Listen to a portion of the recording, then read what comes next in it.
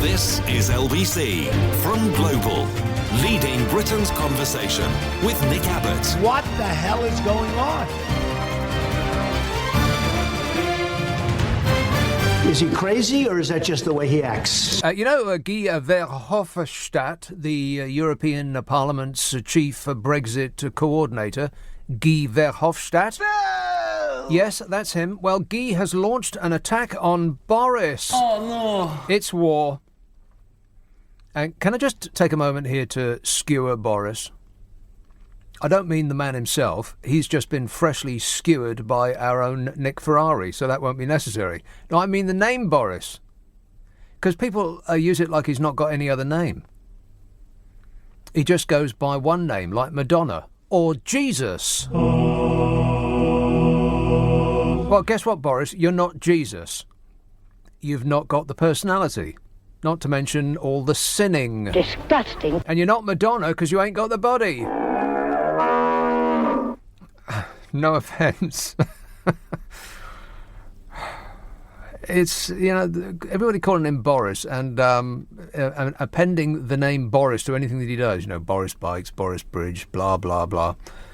It's part of that, oh, gosh, who, me? That routine that he's been doing his whole life. He ruffles his hair and he says, oh, crikey. And people coo and say, oh, that's just Boris. He can get away with anything. He's been doing it his whole life. Let's stop infantilizing him. He's not a puppy. He's this democracy's next unelected leader. We haven't been calling the present incumbent Theresa, so let's call him Johnson because that's what he is. That's handy, isn't it? So anyway, Guy Verhofstadt, Europe's chief for the negotiations of Brexit, he accused the Tory leadership front runner of foreigner bashing, which is an absolute blooming outrage. Why would anyone think that Boris Johnson bashes foreigners? I mean, there was the time that he called a burqa-dressed woman a letterbox, and the European Union were acting like Nazis, and he called the people of New Guinea cannibals, and called Africans pickaninnies with watermelon smiles, and called Barack Obama part Kenyan, and said that the French were turds. But apart from that, what's his record on foreigners like? Oh, fabulous. So Guy Verhofstadt, the European Parliament's chief Brexit coordinator, claimed that Johnson sought to dissemble, exaggerate and disinform the public about Brexit. Liar! Yeah, that's pretty much what he's saying. Except a very, very long way around of putting it. He could have summed that up in 2 syllables. But instead he said, dissemble, exaggerate and disinform the public about Brexit. And Guy Verhofstadt wasn't finished there. He also claimed that listening to Johnson and Jeremy Hunt during the race to succeed, and every time that man's name comes around, I'm thinking, warning, don't get this wrong. Mr. Verhofstadt claimed that listening to Johnson and Jeremy Hunt during the race to succeed Mrs. M, he said it was clear that both men had learned nothing whatsoever about Brexit during the 2 years of Brexit talks. Has it been only 2 years? God, seems like a lifetime, don't it? But you know what? I think it's worse than that. It's not that they've learned nothing whatsoever about Brussels during the 2 years of Brexit talks. It's that they have deliberately pretended to learn nothing so that they can continue spreading the idea that everything is up for grabs. Nothing has been decided. The Europeans will bend to the will of the mighty blighty. We just have to believe, and we will win. We will beat them up in the meetings, and we will beat them up in the trade deals, and we will never surrender. It's a con. They haven't learned nothing from the last 2 years. They've learned everything you need to succeed in modern politics from the orange ape in the White House. You just lie and lie and lie, and eventually people will just get tired of fact-checking. It just becomes exhausting. This is a tsunami of misinformation. It's like trying to pick up confetti while it's still in the air. Eventually you just think, oh, to hell with it. It'll decompose. Eventually. And you just let the lies wash over you. It's the new normal. That's what Donald Trump has taught the world's leaders. that they don't have to know anything. You don't have to fact check anything. Just say the first thing that crops up on your mind, and if you just keep saying stuff like that, journalists will tie themselves in knots trying to correct the first thing you said. Meanwhile, in the intervening period, you've told another 10 lies. And then hearts burst out of journalists' chests, and you win. Johnson says negotiating Mrs M's deal is his Brexit Plan A, or renegotiating it. And if the EU doesn't capitulate, then he'll kill us all, said Boris Johnson. Then they'll be sorry. No, wait, that's Donald Trump's plan. That's Donald Trump's plan for everything. The great deal maker. Give me what I want, or I'll scream and scream and scream till I'm sick. No, Johnson's pitch is to get the EU to do what they've said they won't. Renegotiate the deal. With a threat that if they don't, we'll leave with no deal. Which would be less like mass murder and more like just us killing ourselves. Suicide. Verhofstadt said that Johnson had duped British voters to leave back in 2016 and drummed up fears that staying in the EU would lead to a surge in immigration. He did say that. 80 million Turks coming our way. Well, we're still waiting. Maybe they'll be coming on a big red bus. Verhofstadt said that Johnson is continuing to spread untruths. There's that two-syllable word again. And he said that Johnson would most likely soon find himself in a position where he must make good on his promises. No. Verhofstadt, have you learnt nothing over the past 10 years? 2 years, rather. It ain't 10 years. 10 years ago, everything was fine. You remember 10 years ago? Oh, it's like everything made sense. Not no more. It's like this entire world's been put in a blender. Just a couple of years ago. It's like he's learnt nothing from the last 24 months. The last 2 years in politics have shown that you don't have to make good on your promises. You just do what Donald Trump says and say you've been successful. That's all that's necessary. Just keep telling people that you've been successful. I've been successful in every business I've been in. I mean, that's a total lie. That was a total lie. He's been a serial failure in business. Pretty much everything he's touched has died and turned to stone. But he just keeps saying he's been a success, and his fans believe him. Because they're not that bright. I love the poorly educated. I mean, you just have to convince the not very bright, let's say a third of the population, and you will win an election. That's the lesson of the past few years. Plus, if you get caught out, just say it was Hillary Clinton's fault. And about the lies that were being peddled about our glorious exit from our evil European overlords, the EU's negotiator Guy Verhofstadt said,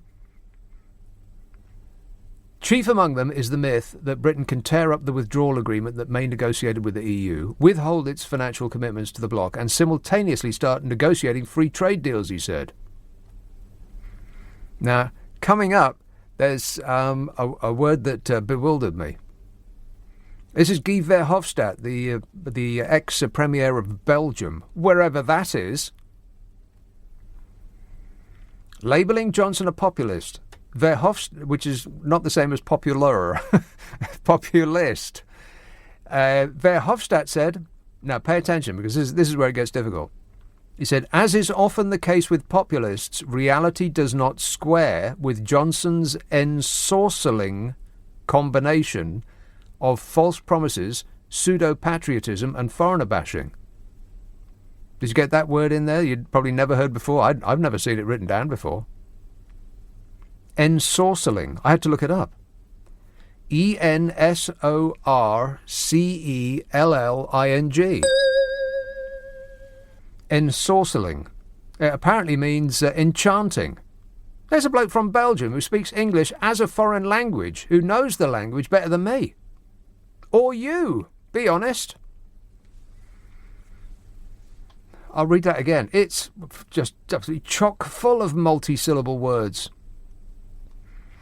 As is often the case with populists, reality does not square with Johnson's ensorceling combination of false promises, pseudo-patriotism and foreigner bashing. Wow. He said he and his fellow Brexiteers speak of a global Britain that will trade freely with the rest of the world, even as they drag their country down a path that's strewn with uprooted trade ties and substantial new barriers to commerce. And Guy Verhofstadt said it was the EU that is the real global trading power and not the UK. Well, that's just blooming obvious. But you try and tell supposed patriots in this country, who aren't really patriots, they're just wrapping themselves in the flag in order to feel superior. If they were actually interested in the future of this country, then they wouldn't be so determined just to get us out. We just want Brexit, they say. Regardless of what damage it does to the country. They want what they want, and if they don't get it, they'll scream and scream and scream till they're sick. Of course the EU is a real global trading power and not the UK. We're just a relatively unimportant money laundering facility off the coast of Europe. And we make nice shoes. I'm expecting a wave of call. Why are you so unpatriotic, Nick? Why don't you love your country? Bet that bloke's speed dialing me right now. So anyway, it seems blindingly obvious to me, but it doesn't fit in with Boris Johnson's, wrapping himself in the flag routine. The EU is the real global trading power. That's why Vlad the Insaner wants to break it up, and that's why Donald Trump wants to break it up. I mean, there may not have been actual collusion from the screaming Mimi and evil Vlad, but that's only because Donny ain't that bright. Vlad's just dangling him around like a puppet. Just tell him how huge and tremendous and gorgeous and smart he is, and Donald Trump will do anything for you. Ain't that right, Melania? I don't care. One EU source. That's very difficult to say, I think you'll find. Even Guy Verhofstadt would find that hard. One EU source said, if we didn't make concessions for a Remainer like May, why would we make them for a populist architect of Brexit like Boris? Yeah. Wait a minute. Yeah, what do you say to that, Boris? Or would you prefer not to answer that question? Is that interview that Boris had with Nick Ferrari still available on the World Wide Web? If it is, you definitely want to look it up. The definition of skewering. Excellent work, Nick. 0345 6060 973. You can text 84850. Email Nick. And the best part of that was because when a politician comes in for an interview, they just stall and stall and stall. And, they go over the same thing again and again and again because they think that they've only got like 3 minutes. All you have to do is just get to the end of the 3 minutes and then they'll go and the programme will move on to something else and you'll be free. And Nick Ferrari said, oh, don't worry, we've got 20 minutes to do this. Priceless. And Boris Johnson maintained a calm exterior. Inside he went 0345 6060 973. You can text 84850, email nick@lbc.co.uk. And if you're on Twitter, it's @LBC. Friday and Saturday night at 10, Nick Abbott, LBC. This is LBC. This is LBC with Nick Abbott. Call 0345 6060 973. Tweet @LBC. Text 84850. This is absolute tosh. 0345 6060 973. You can text 84850, email nick@lbc.co.uk. And if you're on Twitter, it's @LBC. I have a new podcast out today. I'll tell you about it in just a minute. And there's really good news about something else that I'm doing. Something else that I mentioned, God, it seems like about a year ago.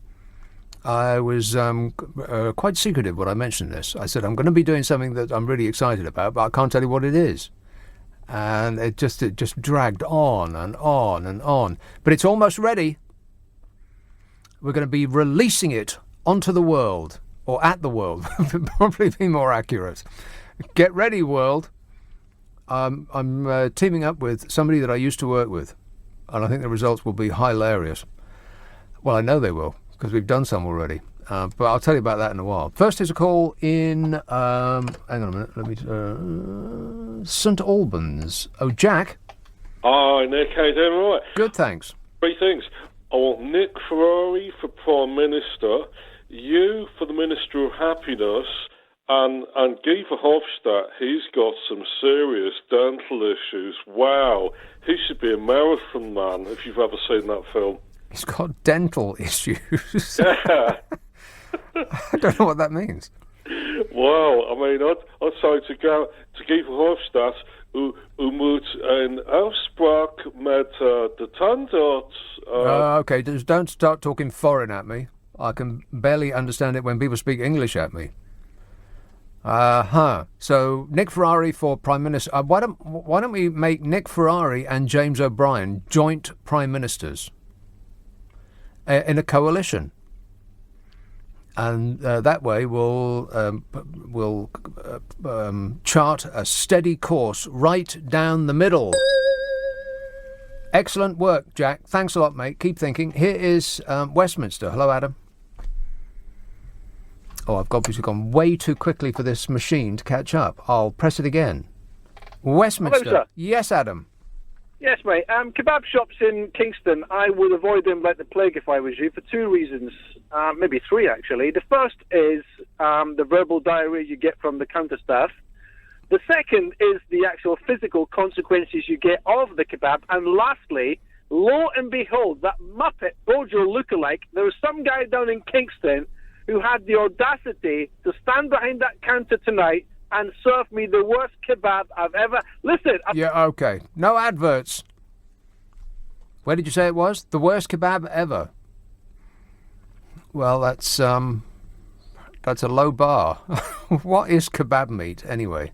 Is that the thing that goes around and around that looks like... Oh, I can't even begin to tell you what it looks like. How do they make it? No, don't tell me. What's it made of? I don't want to know. How drunk do you have to be to eat that stuff? No thanks. Seriously, what is in it? Yeah, I wouldn't be surprised. This Ron says, can you please tell us what 35 degrees centigrade is in your mathematics? Yeah, 35 degrees centigrade is what you get when you you get from Fahrenheit to centigrade by halving it and taking away 32. So a half of no is the yeah, it's a no from me. No, I can't. I can do it the other way around, but not. I can't. I can add, but I can't subtract. I'll get to that. It's a skill that will come late in life. Look at this weather. I am stunned. And it said that Glasgow today was the hottest place in the country. What? That's just not true. How can that be true? Well, it said the west of Scotland. I think the west of Scotland is Glasgow, ain't it? I think I probably got that right. Rains in Glasgow, cold in Edinburgh. But if it was the hottest in the country today, it ain't. It was, I think, as with tomorrow with the rest of the country, summer is one day this week, this year. Only one day this year. That's it. It's almost over. By the way, the forecast for Glasgow is raining tomorrow and raining on Sunday and raining on Monday. Do you want me to go on? No. In London tomorrow, it's going to be 91 degrees, which is hot. And then by Tuesday, it's going to be 69. Ugh. One day. That's it. Meanwhile, in France, they're baking their faces off. Ain't that right, Sally? It is indeed. It's very hot still. How hot is it? Well, it has been 41 degrees. Now, what's today. that in proper temperature? I don't know. I'll do it for you. 41, double it and add 32. So double 41 is 94, and 32 is like 150. So 150 degrees. Can you believe that? No. That would be about right. Yeah. No, I know that 16 is 61 and 28 is 82. You know, when you're converting temperatures. Yeah, that doesn't sound like science to me, Sally. That just sounds like something you just made up. No, it's just accurate. Well, no, oh, well, then Facts, man. Yes, Deal with the facts. Accurate. Well, nobody's remotely interested in accuracy anymore.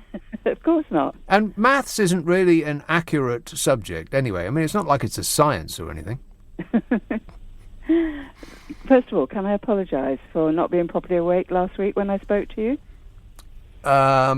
Weren't you?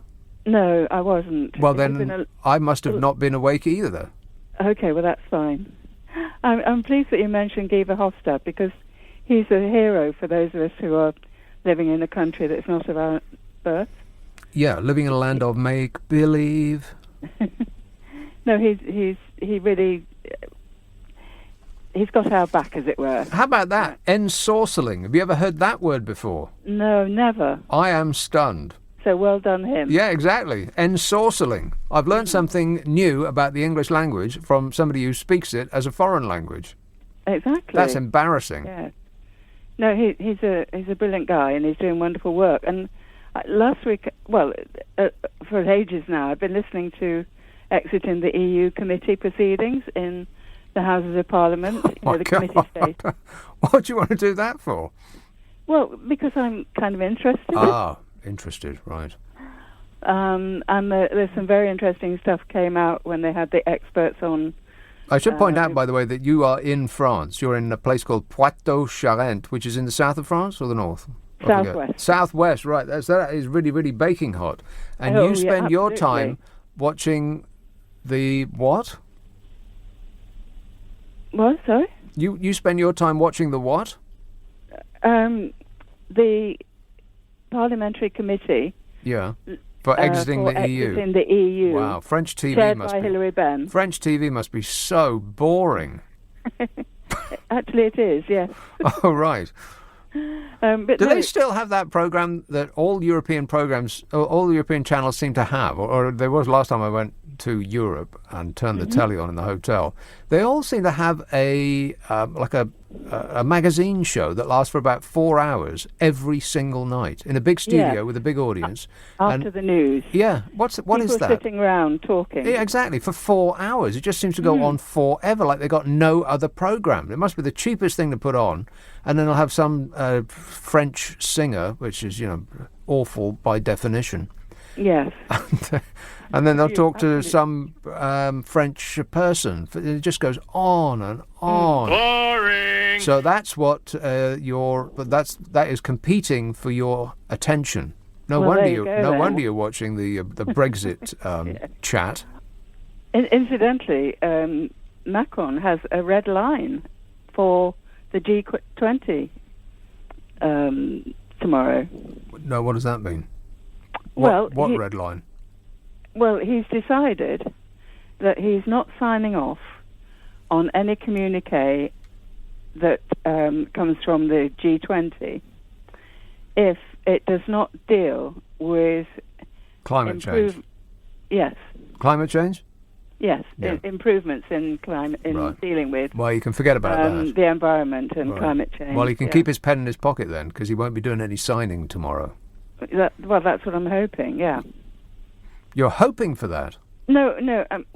Because he's got so much. No, I'm hoping that they do agree, and he can sign. Yeah, he won't be signing. The reality will probably be that he can't, because there's too much, negativity from the usual suspects. Who are you thinking of? Trust me, I'm like a smart person. Yeah, mentioning no names. Donald Trump. Yeah. Hey, listen, Sally, fingers crossed for the planet, eh? I wouldn't bet on us. Because you don't have to deal with your lights anymore. Can I have a quick disco flash? A quick disco? What? You want me to throw my hands in the air like I just don't care? Yeah. There you go. Thanks, Sally. 0345 6060 973. You can text 84850. Email nicka@lbc.co.uk. And if you're on Twitter, stop picking fights with Paul Gascoigne. Friday and Saturday night at 10, Nick Abbot, LBC. It's 10:30, the news headlines with Zora Suleiman. A coroner. This is LBC from Global, leading Britain's conversation with Nick Abbot.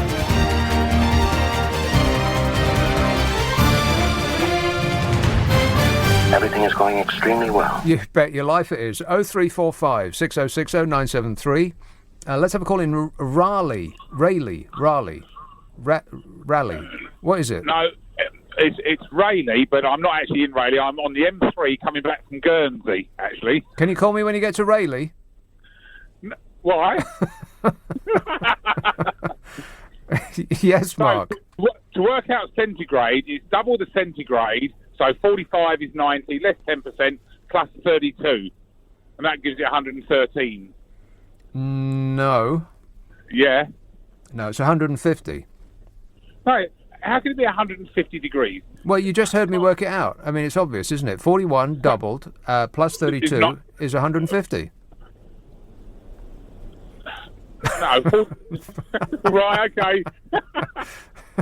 I've got to say, it was very, very warm in the Channel Islands today. Right, well, we don't wish to know that. But thanks a lot, Mark. 0345. See, that was the weather forecast for earlier on. Anybody can do that. It's supposed to be a forecast. Tell us what it's going to be like. But keep your hands on the wheel and your eyes on the road. David emails, I listened back to last week's show, and it made absolutely no sense whatsoever. What? He says, I double-checked and you got every single maths sum wrong. Was this deliberate? No. And no, I didn't.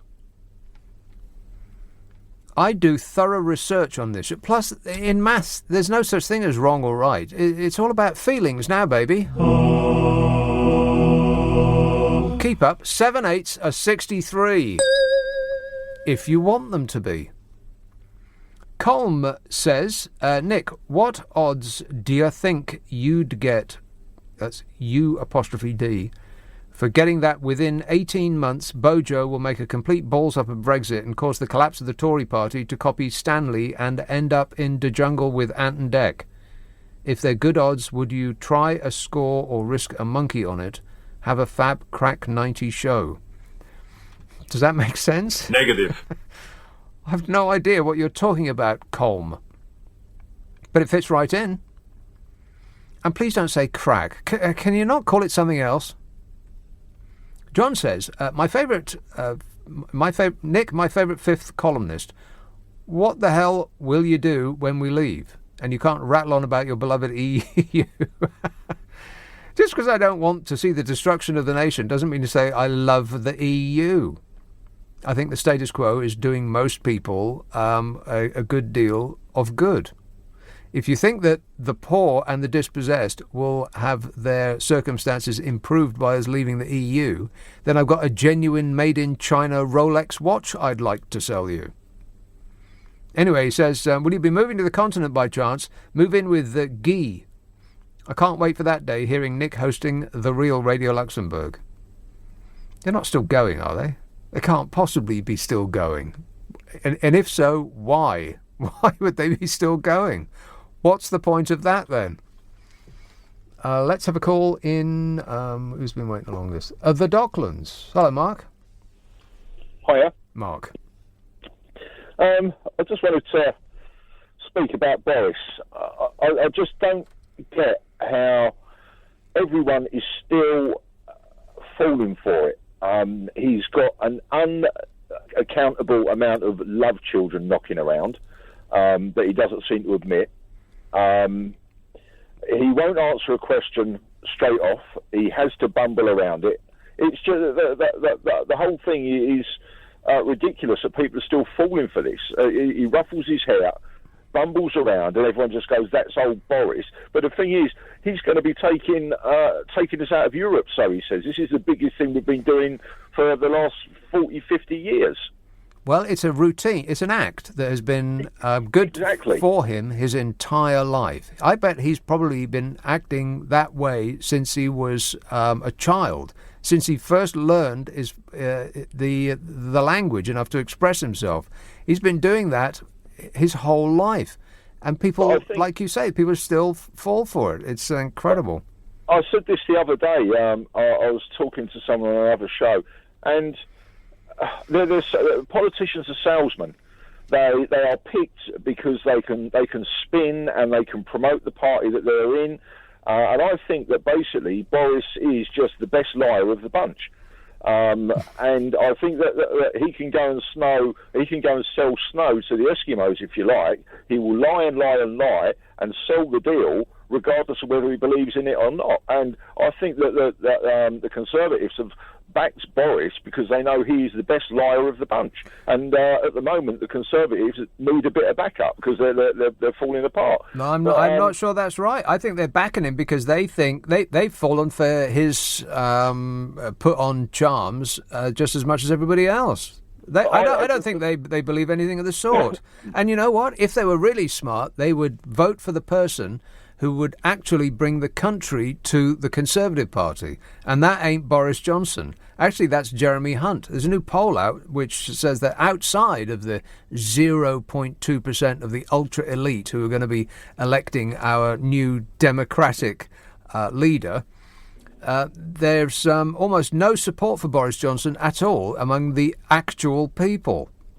Well, I think with Jeremy Hunt, you may not like what he says, but I think he believes what he says, and he'll give it to you whether you like it or not. He won't give, as Boris does, he tries to put roses around everything with rose-coloured tinted spectacles and say that everything's going to be great. I mean, if he does get in, I know this is going to be a lie that he's going to increase the threshold between 50 and 80 grand for the 40% tax bracket. That would be lovely for me. So should I vote him in if I had the vote? No, I wouldn't, because he's a liar. And I don't think that he intends on doing any of this. It's the same as every manifesto that comes out from every politician, every party.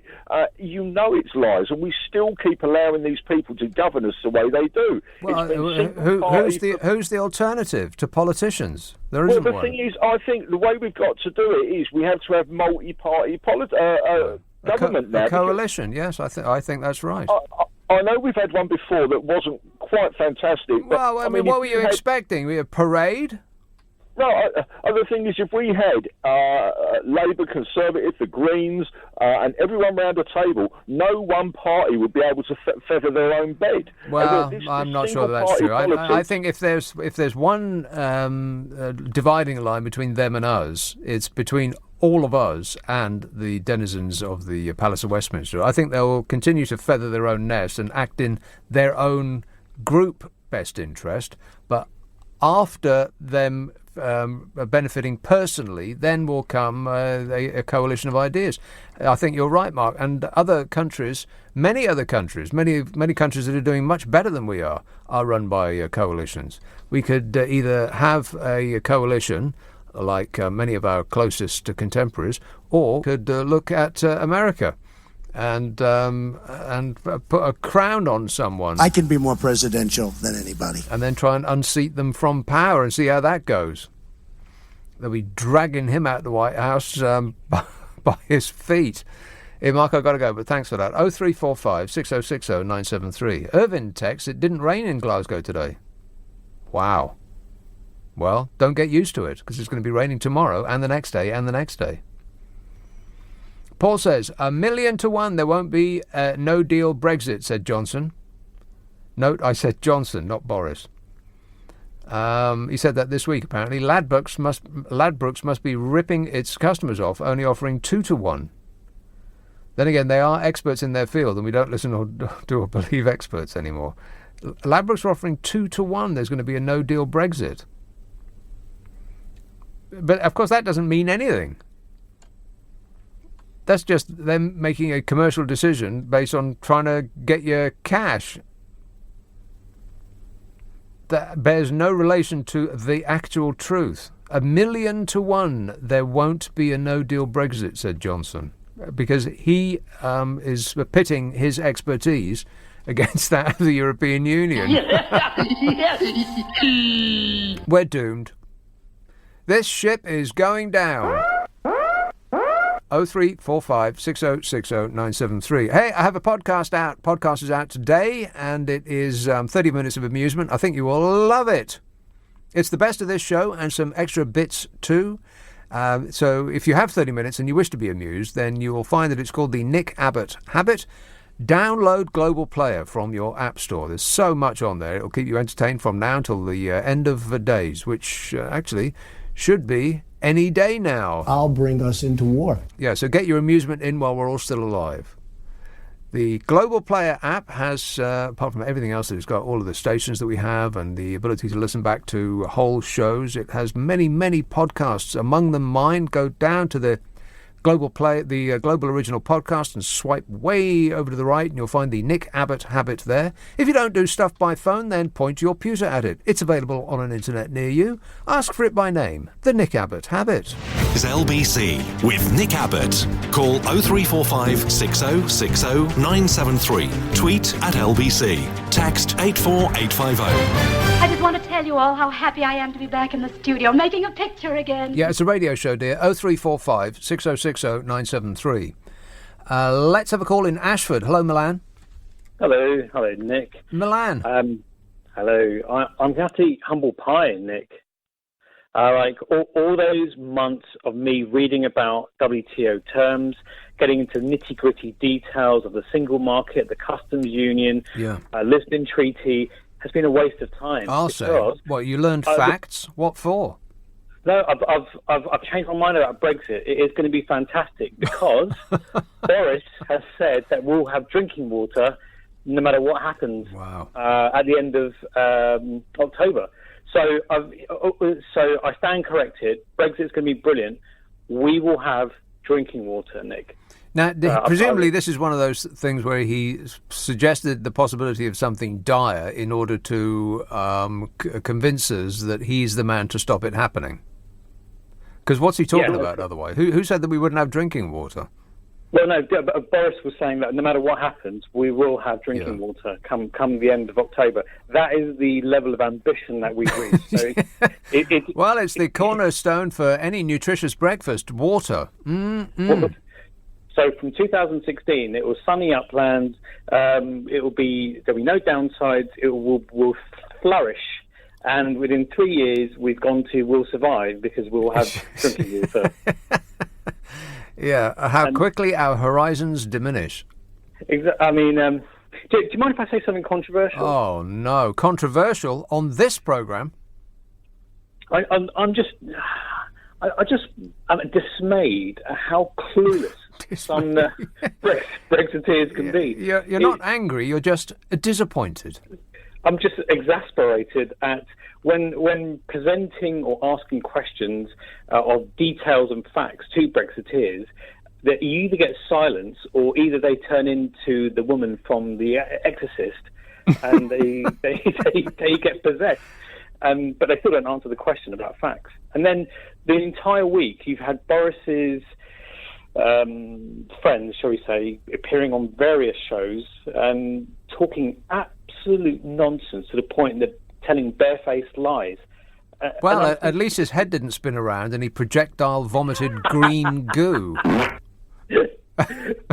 mean, think of the positives.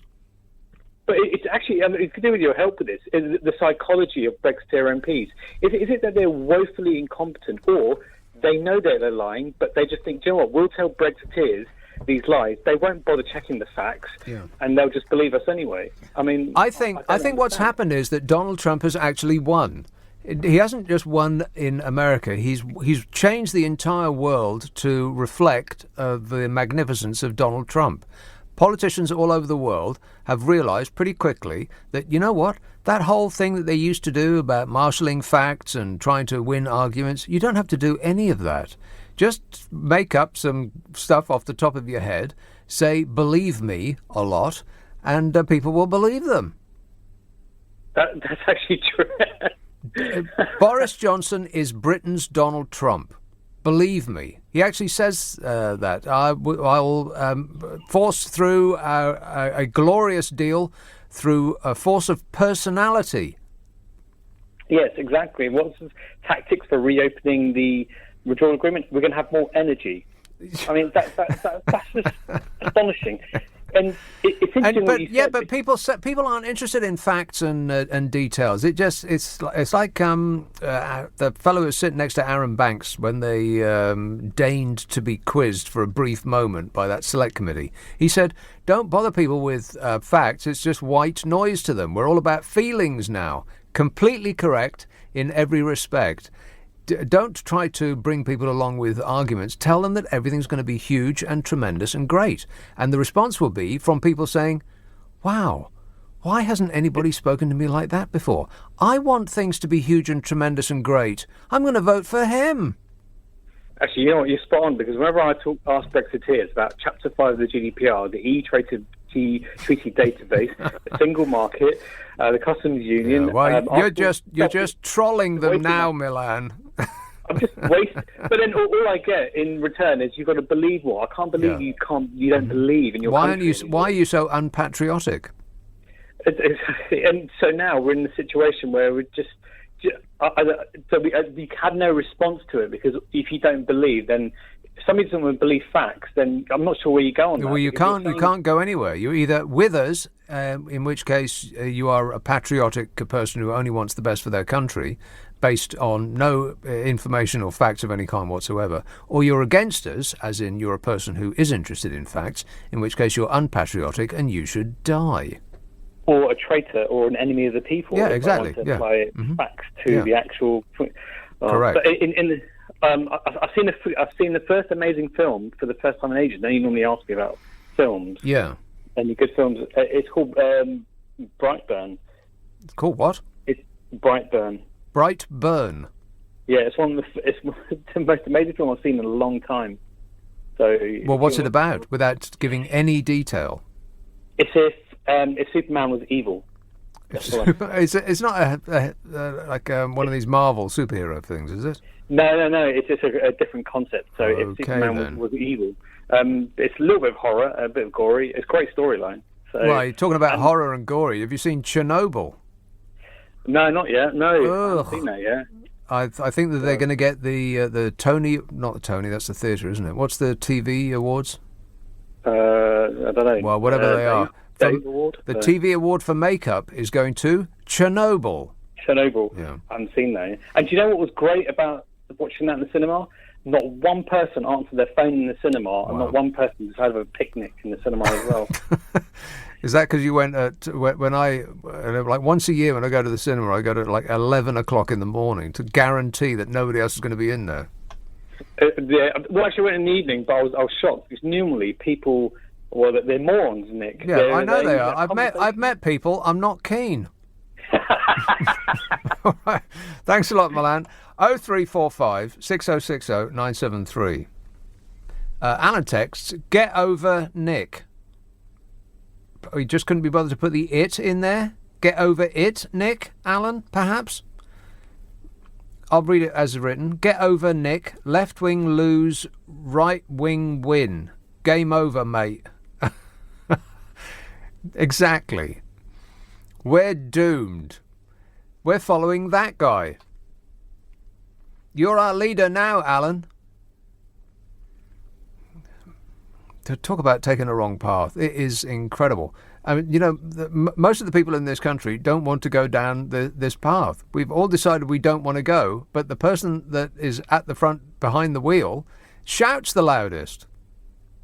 And they're telling us all to shut up and sit down, like the bus driver in South Park.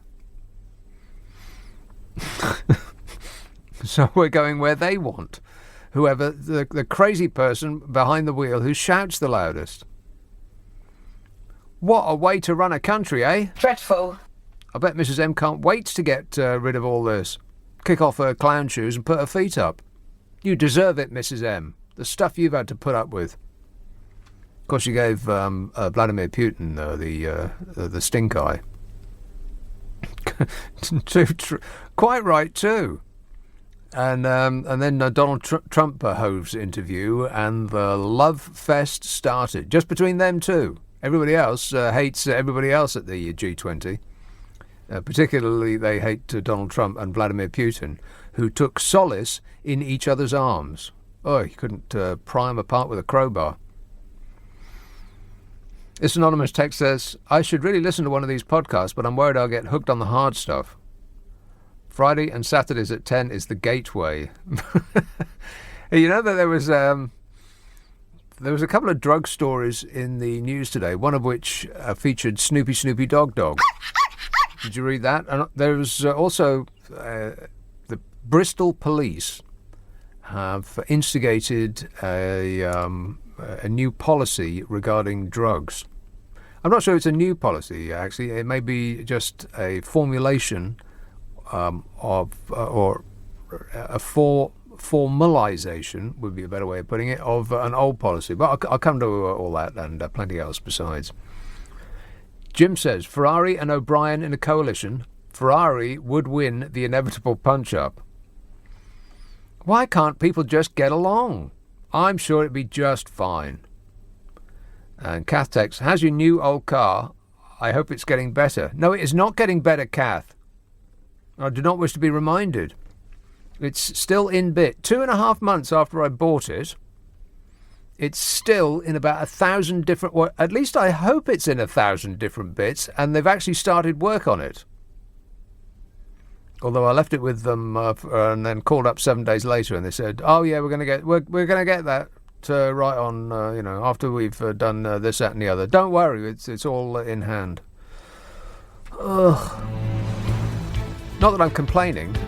You know me. Stop whining. 0345 6060 973.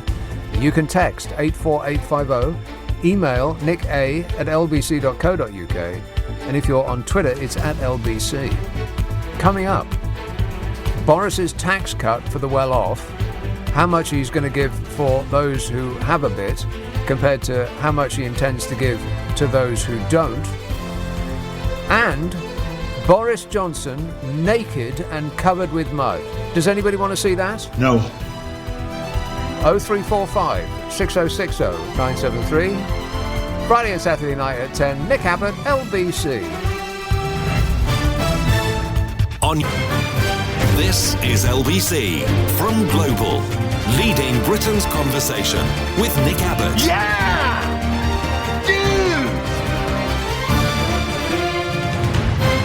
What's he got to be depressed about? Yes, the film Rocket Man in Russia has been heavily redacted to remove all mention of Elton John. Yes, it's a very nice film. It's just this John person. Jeremy says, it was 44 degrees here in Avignon. My terrace was like a frying pan this afternoon. My cats are not happy at all. Love your show. It's almost like a haiku. Haiku. Rob says, my girlfriend says Boris looks like a little pink pig. Well, I think your girlfriend's got a point. She's a keeper, Rob. 0345 6060 973.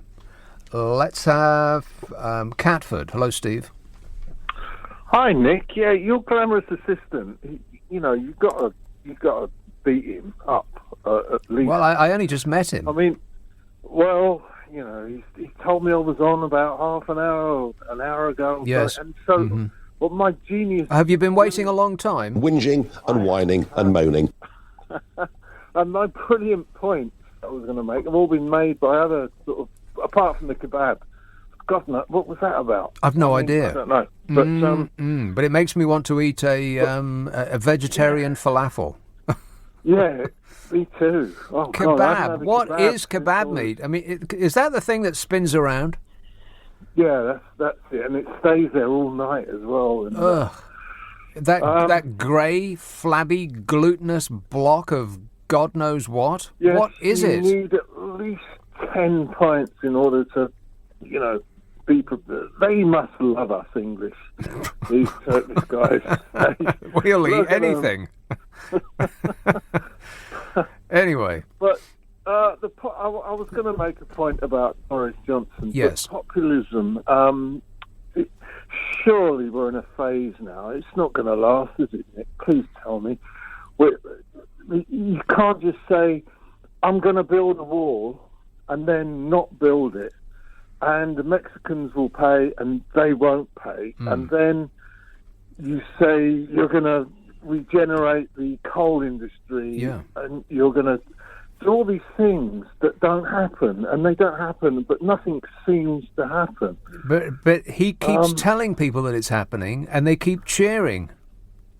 Yeah, he's telling people that they're bringing back coal. More jobs have been lost in coal during the time in which Trump has been president than the 2-3 years before he was president. He's actually increased the number, or he's increased the speed at which the coal industry is dying while telling them that he's saving coal. And the people in the coal industry and in those towns are whooping and cheering at those demented safe space rallies, despite the fact that their own lives are telling them that he's lying to them, but they still just believe. It's like it's a cult. That's what the Trump thing is. He's not a politician. He's the leader of a cult. I mean, I have to admit, years ago when I won't call him Boris. I'll call him Johnson. Yes. We've got to stop. We've got to stop doing that. He's not our friends. He's not our pet. No, I believe his nearest and dearest call him Alexander or Al. That's his first name apparently. Right. Well, I'll call him Defef. When he was on that program, Have I Got News for You, which is yes, which is where he should have stayed on television, being funny. I thought, he's quite amusing. He's I was taken in and by the act. Yeah. Wait. Here's a man who looks in the mirror before he leaves the house to artfully distress himself.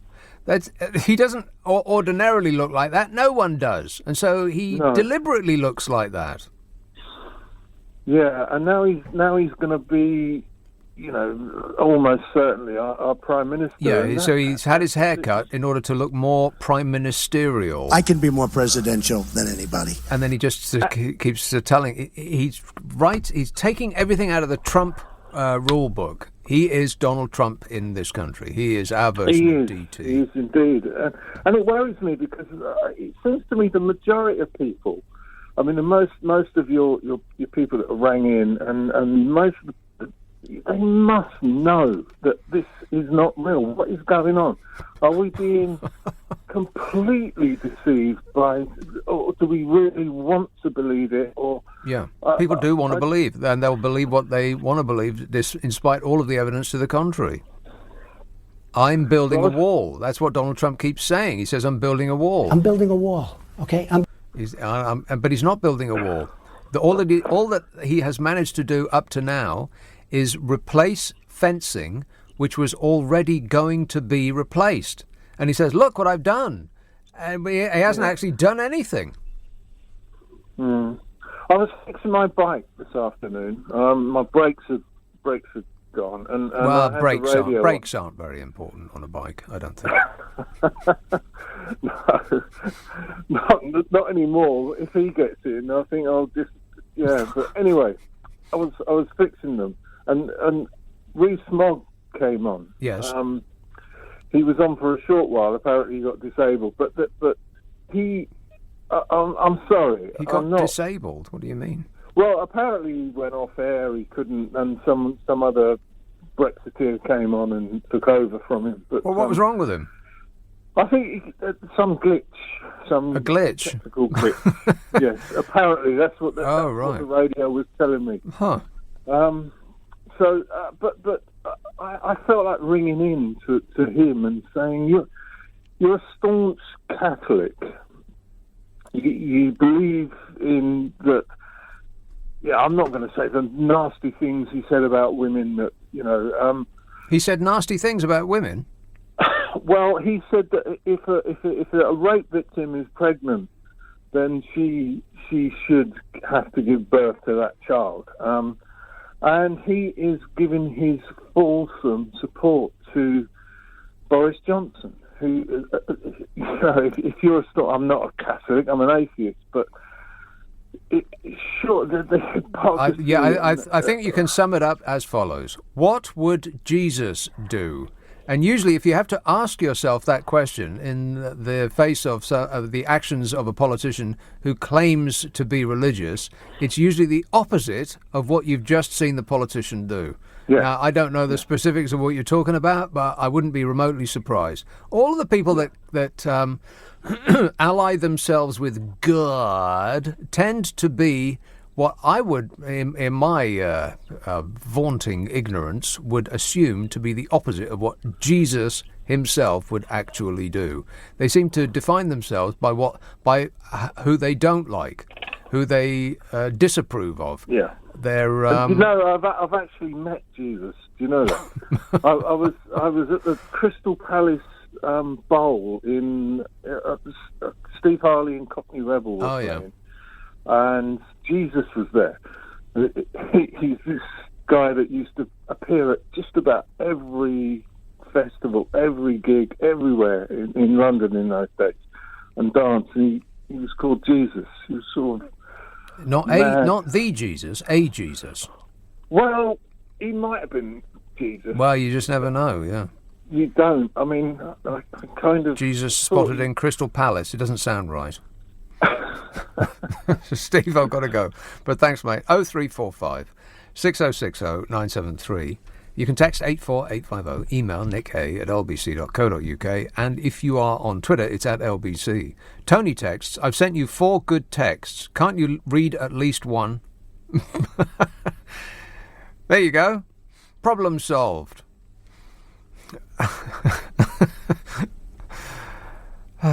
Another satisfied customer. John says, Nick, the EU have today agreed a trade deal with 4 South American countries, making it the biggest market in the world. Who will Britain be left to trade with? That's an excellent question. Well, we already trade... See, people... Is there any point? Not really, but I'll try. People seem to assume that we don't trade with anybody, that there are great untapped markets out there. If only we could get out from underneath the control, the thumb of the evil European overlords, then we'd be able to sell our stuff here, there and everywhere, baby. But we already do that. People are holding up America as our great shining hope. Seriously, if that orange ape is our great shining hope, then we're in real trouble. Oh, shut up! But even if they gave us a huge trade deal, it wouldn't make the slightest bit of difference because we already trade, as Donald would say, a bunch of stuff with them. They're our biggest exporter and our second biggest importer. It's either that way round or the other way round.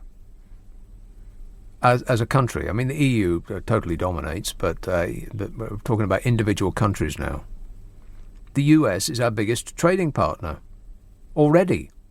And tariffs between us are vanishingly small already. It won't make no difference. A free trade deal with America, you ain't going to notice it at all. Except for, all the chlorinated chicken and the steroidal beef and the genetically engineered whatever it might be. Yeah, that's what it'll make you do. And that's a fact. So we'll notice all of that. The quality of our food will take a nosedive and our farmers will be put out of business because they won't be able to compete. But we won't notice any great uptick in trade because we're trading with them. We're trading our face off with America at the moment.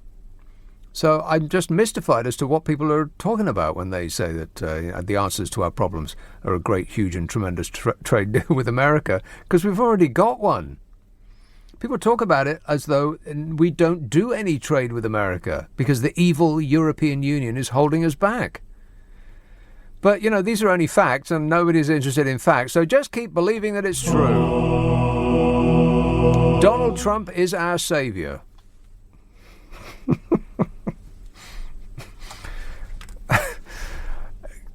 Can you imagine if that was actually the case? We'd be in such trouble. We'd have to be crawling across the carpet on a daily basis, telling him how huge his hands are. You're so smart, Donnie.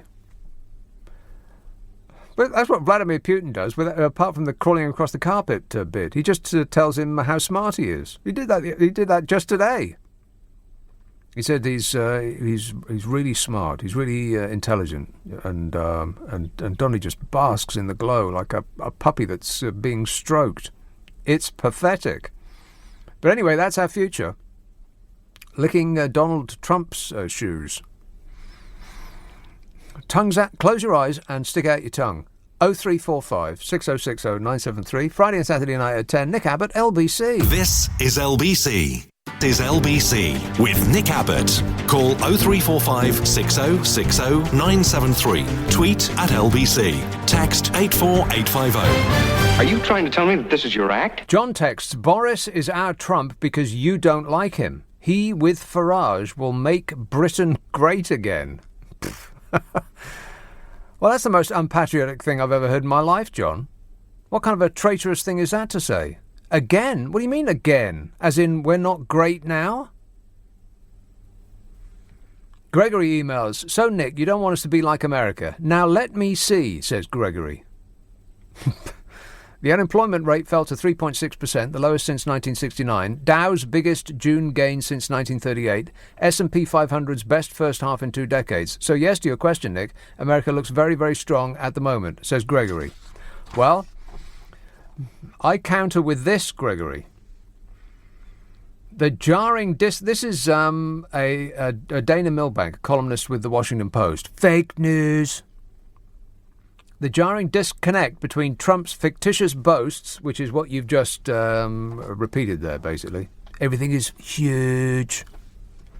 If you got your news from something other than Donald Trump's Twitter feeds, Greggy, then you might not have made such a dope of yourself. The jarring disconnect between Trump's fictitious boasts and a grim reality is beginning to repeat itself. The house of cards, that is the Trump economy, is collapsing.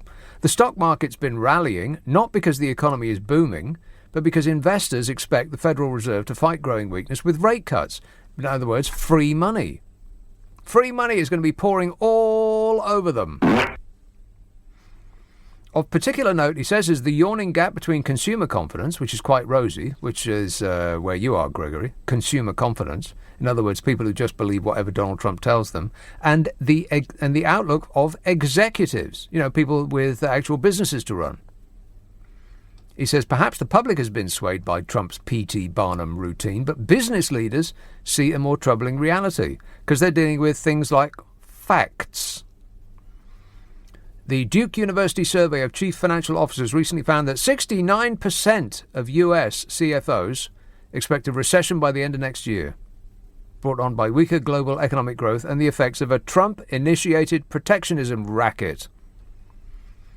Business investment is slowing. The Morgan Stanley Business Conditions Index has its largest drop ever this month and stands at its lowest level since December 2008, which was right after the crash.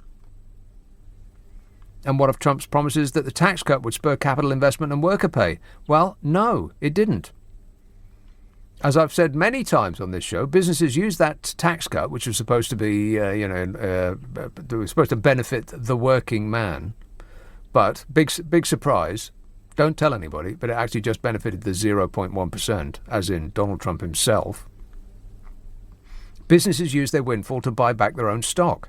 And you know what happens when you buy back your stock? The value of your stock goes up. And you know what happens then? The executives' bonuses kick in. That's what happened.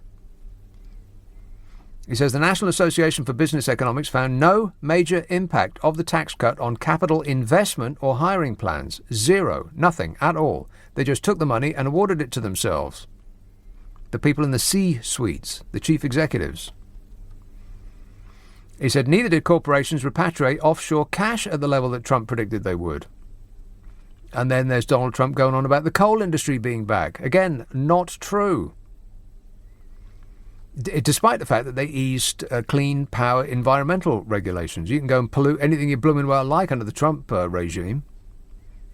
And still dirty power fell away. US coal consumption fell by 12%. And there's going to be another 12% drop next year. Coal exports were down 12% in the first 4 months of this year compared with the previous year. That's Donald Trump bringing back coal. It's dying. And then he goes on about manufacturing. That's not coming back either. The Philadelphia Fed reported that its manufacturing gauge had taken an unexpectedly steep plunge. The New York Fed's Empire State Manufacturing Survey took its biggest tumble since the data series began in 2001. Donald Trump's tax cuts added $1 trillion to the national debt. And that means that when the next chaotic cycle of when the next what am I looking for? When the next recession comes, there it is. That's it exactly. Then they will have less money in the bank, less armaments in order to fight it, because they're $1 trillion worse off than they were before. So, Donald Trump keeps boasting about how great the economy is going, but if you just look at it for a couple of seconds, Gregor, you'll find that it ain't necessarily so. Don't believe everything you read on Twitter. Unless it comes from Snoop Dogg's account, in which case he's completely correct in every respect. Tottenham. Hello, Saj. Hi. Saj. Hello? Yes, yeah, sir. Saj, that's right. Yeah. Go ahead. I was just I've been waiting for quite a while now. I'm trying to remember what I was going to say. It's my first time calling in. Yeah, good man. Well, it's going very well so far. Oh, no, okay. Go ahead. It was, the whole thing about the no deal and, like, thinking about what Boris is saying is just history just repeating itself in, like, the shortest time possible. We're just back to the same place again. Well, what do you mean by history repeating itself? Which... Well, 29th of March, they were saying, okay, we're going to get the deal done by then or no deal. Oh. And then that just became more and more unlikely, and now we've got the extension until October. Boris is saying the same thing again, no deal or deal. And what are they doing with that extension, by the way? I'll tell you what they're doing. Nothing. They've gone on holiday. That's what they did. Yeah. The moment that they got the extension, they said, this is, we can't possibly do it in the time that's available to us. Can you give us more time? And the EU said, all right then. And they said, thanks very much. We're going on holiday. It's ridiculous, isn't it? It's amazing. Yeah, they went on holiday for, a couple of weeks, and then they came back for a couple of weeks, and now they're off for 7 weeks. And when they come back from their 7-week holiday, they'll be back barely 2 weeks before they go off on another 3 weeks. It's just, what a way to run a country. Dreadful. Awful. And how much patience have we all had, really, with this? Like, it's just, it's been so long now. What? I think people are at the point now that they just can't stand it anymore. And 3 years in, 3 years. Yeah, so they just want it to be over. And I think the mood's setting in that they don't really care anymore how it's over. Yeah, but we're going to lower our standards just because we just want to rush through it. Yeah. I don't think we would have felt like that just after 2016. We would have been thinking we'd had a really strong hand, and we're just giving up more and more just to get out. Well, we never really had a strong hand. You can't have a strong hand when most of... Well, that's the lies that were fed, wasn't it? Well, yeah. The lies that were fed. Yeah. So, don't believe the lies. Don't believe anybody except yourself. Use your own eyes, Saj. Only believe them, all right? Yes. Okay. Thanks a lot, mate. 0345 6060 973. Peter says, I think Boris will be an awful Prime Minister. He's a man who is lazy and doesn't think things through. He will only get through anything by being carried by other people, i.e. the civil service. He's so much like the Donald who, as we all know, is like a smart person. He's not even like a smart person. He knows nothing. What do I know about it? All I know is what's on the internet. He says, Boris and Donny have the attention span of a gnat. That's spelled N-A-T. I'm sorry to be pedantic, but I think you missed a K out there. Or something. 0345 6060 973. Let's have a call in Lewisham. Hello, Hannah. Oh, hello, Nick. There's serious Islamophobia issue within the Tory party. There's a serious Islamophobia issue? Within the Tory party. Wow. Can we just agree that everybody hates everybody else?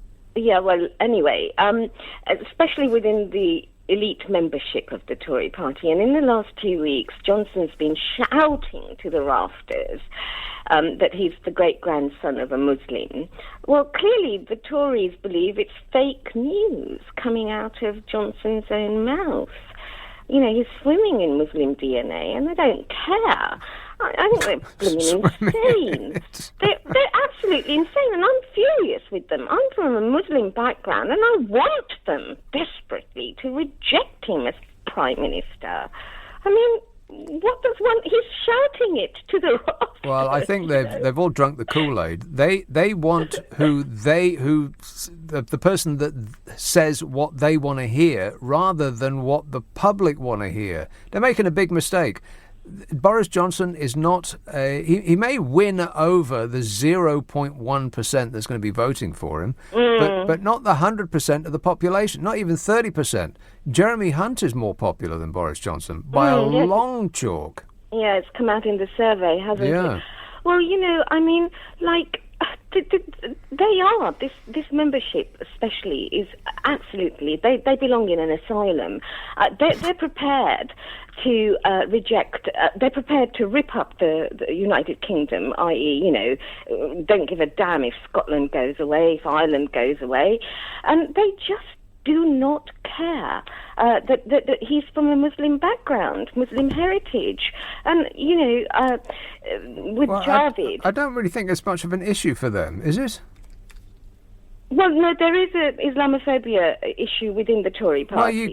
Well, you say that, but I think it's just that everybody hates everybody else. Yeah, well, yeah, anyway. They particularly hate people who don't walk, talk and squawk exactly like they do. No, but they do have an issue. Well, you keep saying that, Hannah, but it shouldn't be minimised, because Javid actually said in the hustings, in the head-to-head, that there's going to be an investigation. Oh, there's going to be an investigation. Can we just forward? Can we fast forward to the part of the investigation where they say that nothing to see here? Please move along. Let's just save them the bother. There you go. I've saved you several £1 million and a month's work. Here, Hannah, I've got to go, but thanks for that. 0345 6060 973. The time is 11:30 on LBC. The news headlines with Zora Solomon. Abbot on LBC. Call 0345 6060 973.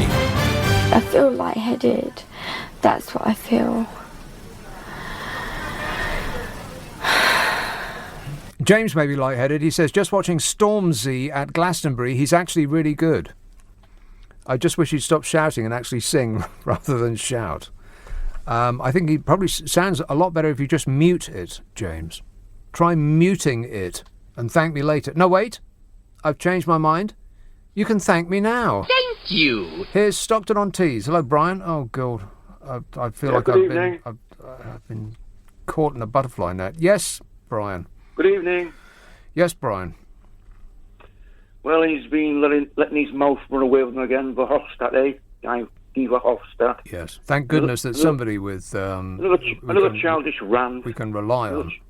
Another 2-year-old childish rant from him. Right. What did he say that was childish? No, this bloke thinks he's still dealing with Theresa May and the soft civil servant she had.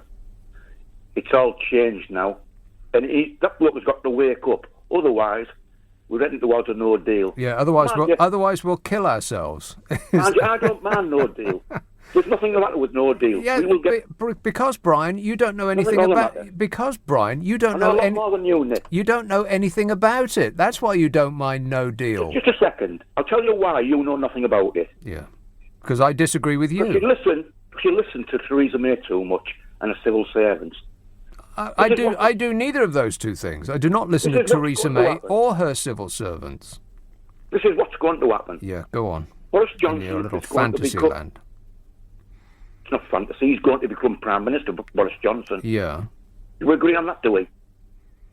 Do we agree on that? Well, it seems horrifyingly likely. Yeah. Right. So it's 1 to 100. He's going to be Prime Minister. What will happen is this. He is going to fill his cabinet and government, his cabinet, full of hard Brexiteers. But it changes completely. The picture changes. You're going to get... So what will we... Well, in this fantasy land that you're living in, Brian, what will we do? What will those hard Brexiteers threaten the EU with? We'll leave on October the 31st. Yeah. With a deal or without a deal. Right. That's what we'll do. But that's not a threat, really. That's just that's like a child throwing itself to the ground in a supermarket and screaming because Mummy won't buy it some chocolate. It is not. What it is reality. If we don't get a deal, which is not Theresa May's deal, that's binned. That's gone. Right, but you can't tell me anything you don't like about that deal. But go on. I don't like anything about the deal. You see, and that's always the answer you get. You'll say, well, what is it you don't like about the deal? And people say, well, everything. which means they don't know anything about it. You've got Verhofstadt coming out with this, childish. You've got his mate, his partner in crime. Well, what was it that Guy Verhofstadt said that was childish? And his partner in crime, Leo Varadkar. Answer the question. Answer the question. What is it that Guy Verhofstadt said that was childish? Because he knows that they need a deal himself. He's only pushing his luck. No, Brian, what did he say that makes you call him childish? Why does he want to get personal with the next Prime Minister when he's going to be able to deal with him? It's childish, Nick. Right? We've got his partner in crime, Leo Varadkar. It's childish. You really, with a straight face, saying that somebody talking about Boris Johnson, who defines the word childish, is being themselves childish. Are you serious? We've got Leo Varadkar, his partner in crime. I'll take that as a no. Right? What did he come out with? More threats, partner hasn't he? You said he will not throw Ireland under a bus. He's just come out with, on his last speech, if there's no deal, there's going to be a hard border. I'm going to put a hard border up. Who said that? Who said that? Leo Varadkar. Haven't you heard it? On his last... You don't keep the news or nothing. That's why I was saying to you last time I spoke to you, that he's thrown them under a bus. Leo Varadkar has thrown his own country under a bus. If he does that, he is. Well, on the one hand, Brian, you seem to be against a hard border, and on the other hand, you're all for it. Which is it? Pick one. No, there's going to be no hard border. All he's doing is throwing threats out, like Varadkar is. They're playing this silly game all the time. They know that they need a deal. Varadkar knows he needs a deal. Brian, listen to yourself. You listen to yourself. Okay, it's a deal. But that's all anybody does anymore. They just listen to themselves. You shut yourself away in a room and just shout at yourself, knowing that you're the only person that you would agree with. Right, we'll tone it down, eh? Right. For me, you're wanting to stay in something that you've been saying things tonight. It is the biggest trading bloc in the world. It is. It's not. It is. It's not. It is. No, it's not. Which one is? But, right. You said... Brian, which is the biggest trading bloc in the world? America, probably. Or China. America is a country. It's not a trading bloc. Well, all we're saying is it's massive, right? So in other words, I was right. You said... The thing that you said that I was wrong about, I was actually right about. You said we can't leave it because it is the biggest trading bloc for us. No, I didn't say we can't leave it. No, well, I'm saying that America won't make up for losing whatever we lose from trading with the European Union. Principally because, Brian, as you know, being a person that prides themselves on their knowledge of the situation, we already trade with America. There is no great leeway for increasing trade with America. They buy stuff that we produce already, and vice versa. You're wrong, Nick. You're wrong. I'll tell you why. Since it's been the EU, we have never got a trade deal off the EU for America. Brian, America is our first biggest trade partner. Number one. You're missing the point. We got them before it became the EU. Right? The EU can't. We got them. Have you heard of TTIP? Have you heard of TTIP, have you? Yes, I have. This has nothing to do with it. We're talking about the trade between us and America as it exists now. It is virtually without impediment and almost completely without tariffs. Where is this great, untapped source of trade? So you were saying that the EU got us a trade deal. Why when they call the EU with America, that is false. They never. They haven't got us a sausage with America since it became called the EU. That is wrong. It's false. And that's what we're going on about. We want more trade deals with America, and they won't let us because we have to go to the EU. Brian, you numpty. Honestly, does nothing penetrate? You're only on send, not receive. America is our number one trading partner. No country on earth trades more with us than America. You understand? You understand that, don't you? But do you understand the EU never got us to trade with America? Oh, for crying out loud! Well, even if that is true, which I very much doubt, it doesn't make any difference because we're talking about the future, not the past. You seem to think that there's this great untapped source of trade between us and America that we are being restricted from enjoying because we're a member of the EU. But that's patently untrue, Brian. You have never answered one of my questions. And vice versa. You have never answered one of my questions. Yeah, ditto. Correctly. Answer the question. Has the EU ever got us a trade deal when the EU with America? Answer yes or no. Brian, we already you trade... won't answer, will you? You won't answer. Brian, we already trade... You're wrong. Listen to me. We already trade with America. The EU never got us the trade deals. What does that have to do with anything? You keep saying the EU are great for getting us trade deals, and they can't get us a trade deal with America. They can't get themselves one. Brian, just calm down a minute. You want to listen to? You want to smell the coffee, Nick? Brian, shut up for 1 minute. What do we make that America isn't already buying from us? Right. You've got Donald Trump saying, if you like me, you don't like. No. What do we make that America is not already buying from us? Well, what we're saying that our trade will double. Okay, I'll ask you again. What do we make that America is not already buying from us? And I have a follow-up question. I'll give you one more chance to answer it. Go ahead. We could buy 2 or 3 times the amount of them things, couldn't we? Of what?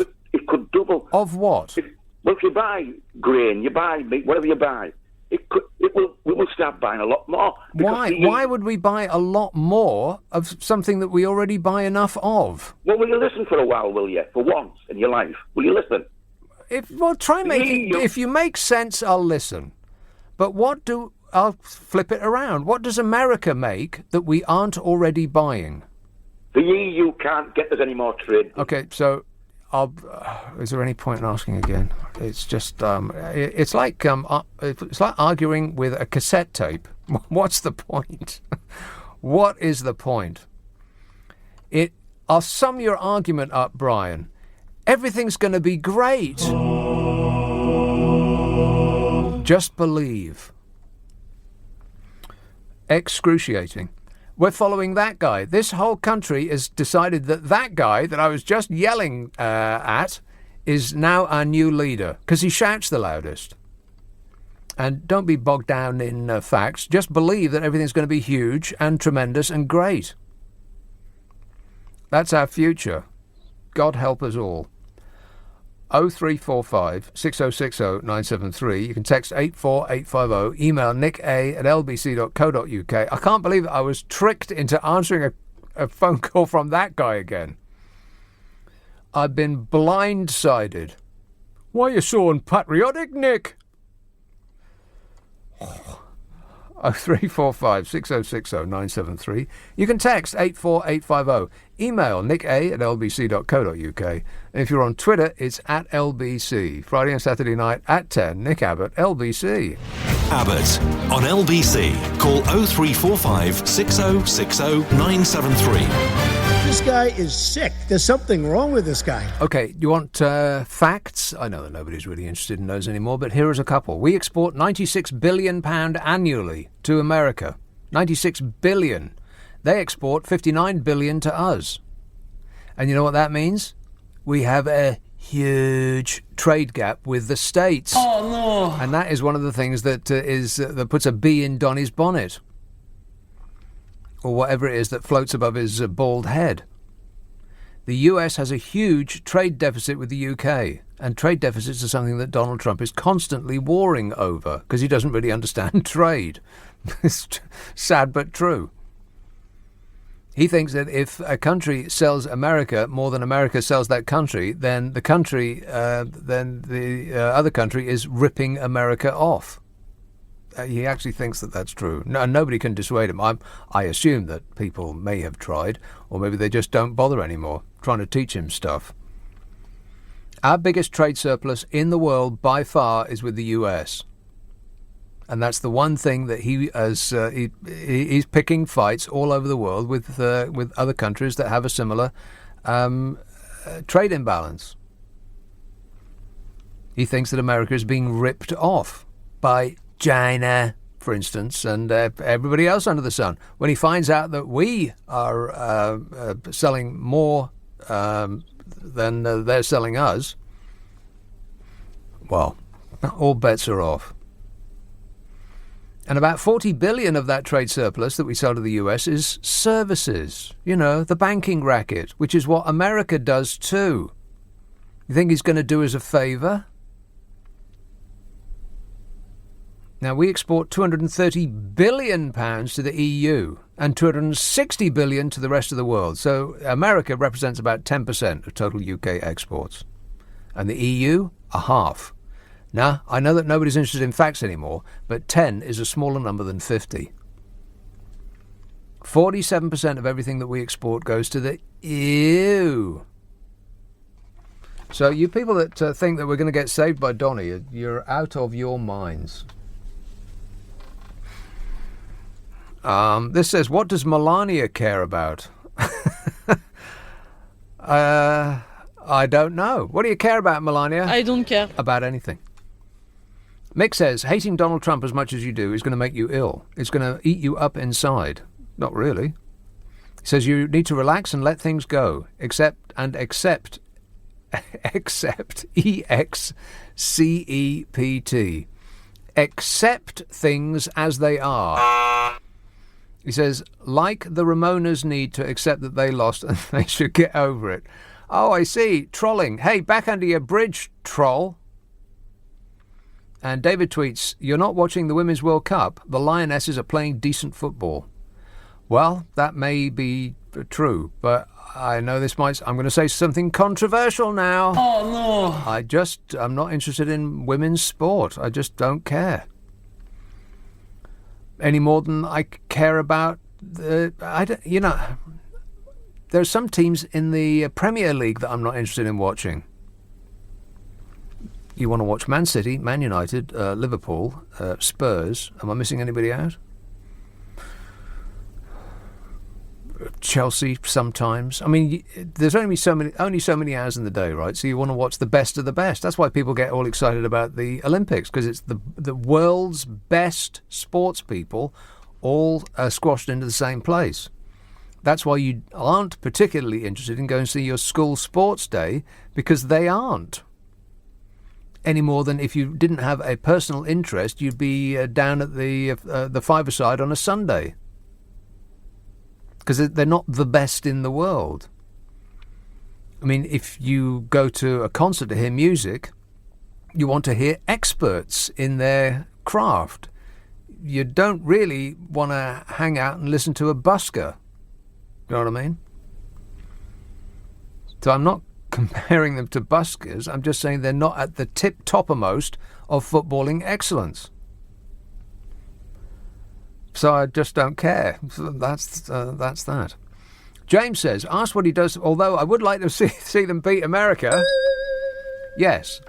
Well, not actually see them do it, but I would like to read about it afterwards. James says, asked what he does to relax, Johnson replied that he makes and paints model buses. He didn't, did he? That's got to be a lie. He makes and paints model buses. I don't believe you, James. He says, now when you Google Boris bus, you get pointed to that old guff instead of the massive lie written on the side of the bus. Lord spare us, enough already. When you Google Boris bus, you get pointed to him saying that that's what he does in his spare time. Well, I'm going to have to try that. But first, let me take a call in Finchley. Hello, Stephen. Good evening. Stephen. I'd like to ask you 4 questions, if it's possible. Right? Oh, God. No, not really. Right, what do you mean, oh, God? Why did you take the laws in vain? Okay, so that was your first question. What's your second? No, it wasn't. Right. No, that wasn't a question. Well, it was a question. Are you familiar with the English language? That was a question. What's your second? Right, my second question is, can you tell me about the education Boris Johnson's had?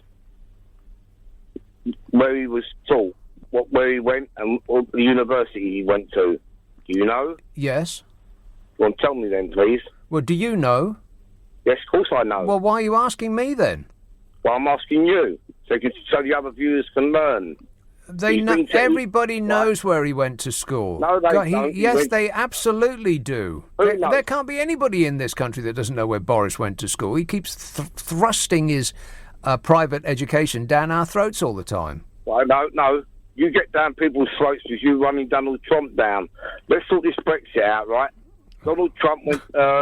Boris Johnson went to Eton, yeah? Yes, we know that. Right. Well, not everybody knows that. Everybody knows that, Stephen. Really? You sure? Yes. All right. Then he's gone to Oxford University. I've never been more sure of anything in my life. Well, all right. But other people don't know all this. Nonsense. What do you mean nonsense? I mean rubbish. Rubbish, man. You're talking rubbish, man. That's the easy way out for you to say that, right? He's a very intelligent man. Just because he went to Eton is not an indicator of intelligence. Right. Well, it's one good thing he can afford a razor blade, can't he? Not like Jeremy Corbyn. Can't even afford a razor. You get it or not? No. Now you're on about Donald Trump, right? He's the most powerful man in the world. Now you're working this time at 5 to 12. They're not. They're at home now drinking champagne and having a good laugh. He's not drinking champagne. He doesn't drink, Stephen. He's eating chicken out of a bucket. And you know what that causes? I know a lot about wind. So were they all of your questions? You don't. No, one I've got left. I don't think you've got one left. How many questions did you say you were going to ask me? 3. But you just 3? You just wangle out of it. Right? The second question, the last question is about... Is it the second or the third or the last or what? No, this is the last question. Last question, right. I doubt it, but go ahead. He was on about the staunch Catholic that the person was raped, yeah? What? He was on about the person that was raped was a staunch Catholic and said, don't worry about it. A person who was raped? Is that what you said? Yes. Yeah, it was on your show about an hour. You mentioned it. About a person, an MP, said it doesn't matter. And I don't think they said it doesn't matter. Right. Well, in the Catholic Church, what they do with people like that, they'll find a home for that child and make sure it goes to a childish couple. And whether you've got to know what you're talking. No, you laugh. Because I can tell you don't believe in God anyway. Well, I don't believe in you, Stephen. And I think that I'm not sure that God believes in you either. That's my religious opinion, and it's just as valid as yours. I don't think God believes in you, Stephen. I know I don't. But you know what? I think you're ideally qualified to be our next Prime Minister. Can you start on Monday? Struth. This country is following that guy. Can you believe it? I am stunned. At least if we're not following that particular person, then the person who will be our next Prime Minister is going to be coaxing support from that guy. Just like Donald Trump.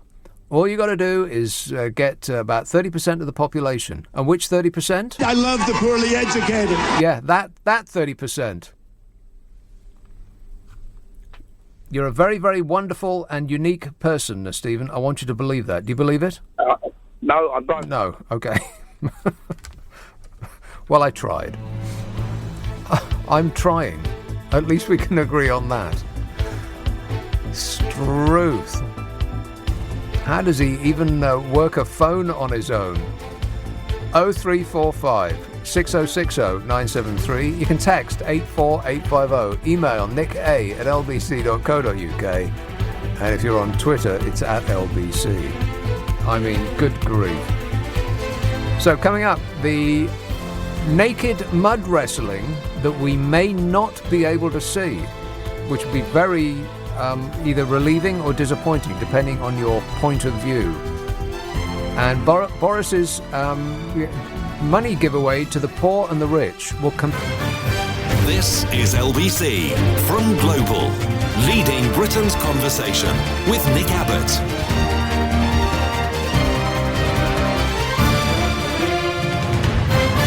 I'm taking you off the air. I think you're having a breakdown. Yeah, justifiably so. This is a show called Fighting with Numpties. 0345 6060 973. And I mean that with the greatest respect. I really do. You can text 84850, email nick@lbc.co.uk, and if you're on Twitter, it's @LBC. Lucas says, can you imagine Mrs. May's face if her deal is approved in the end? That would be so sad, says Lucas. We're going to get that deal. I betcha. They're just going to print it on pink paper and say, look, much different. Jay says, I wonder if the Americans will have a big blow-up baby Boris waiting for him when he goes to visit. You know, if Donald Trump ever finds out what Boris Johnson actually thinks of him, we're going to be in big trouble. I think Donald Trump is clearly out of his mind. So if anybody's got a tape of Boris Johnson saying that, then they should definitely keep it to themselves and not keep repeating it over and over. I think Donald Trump is clearly out of his mind.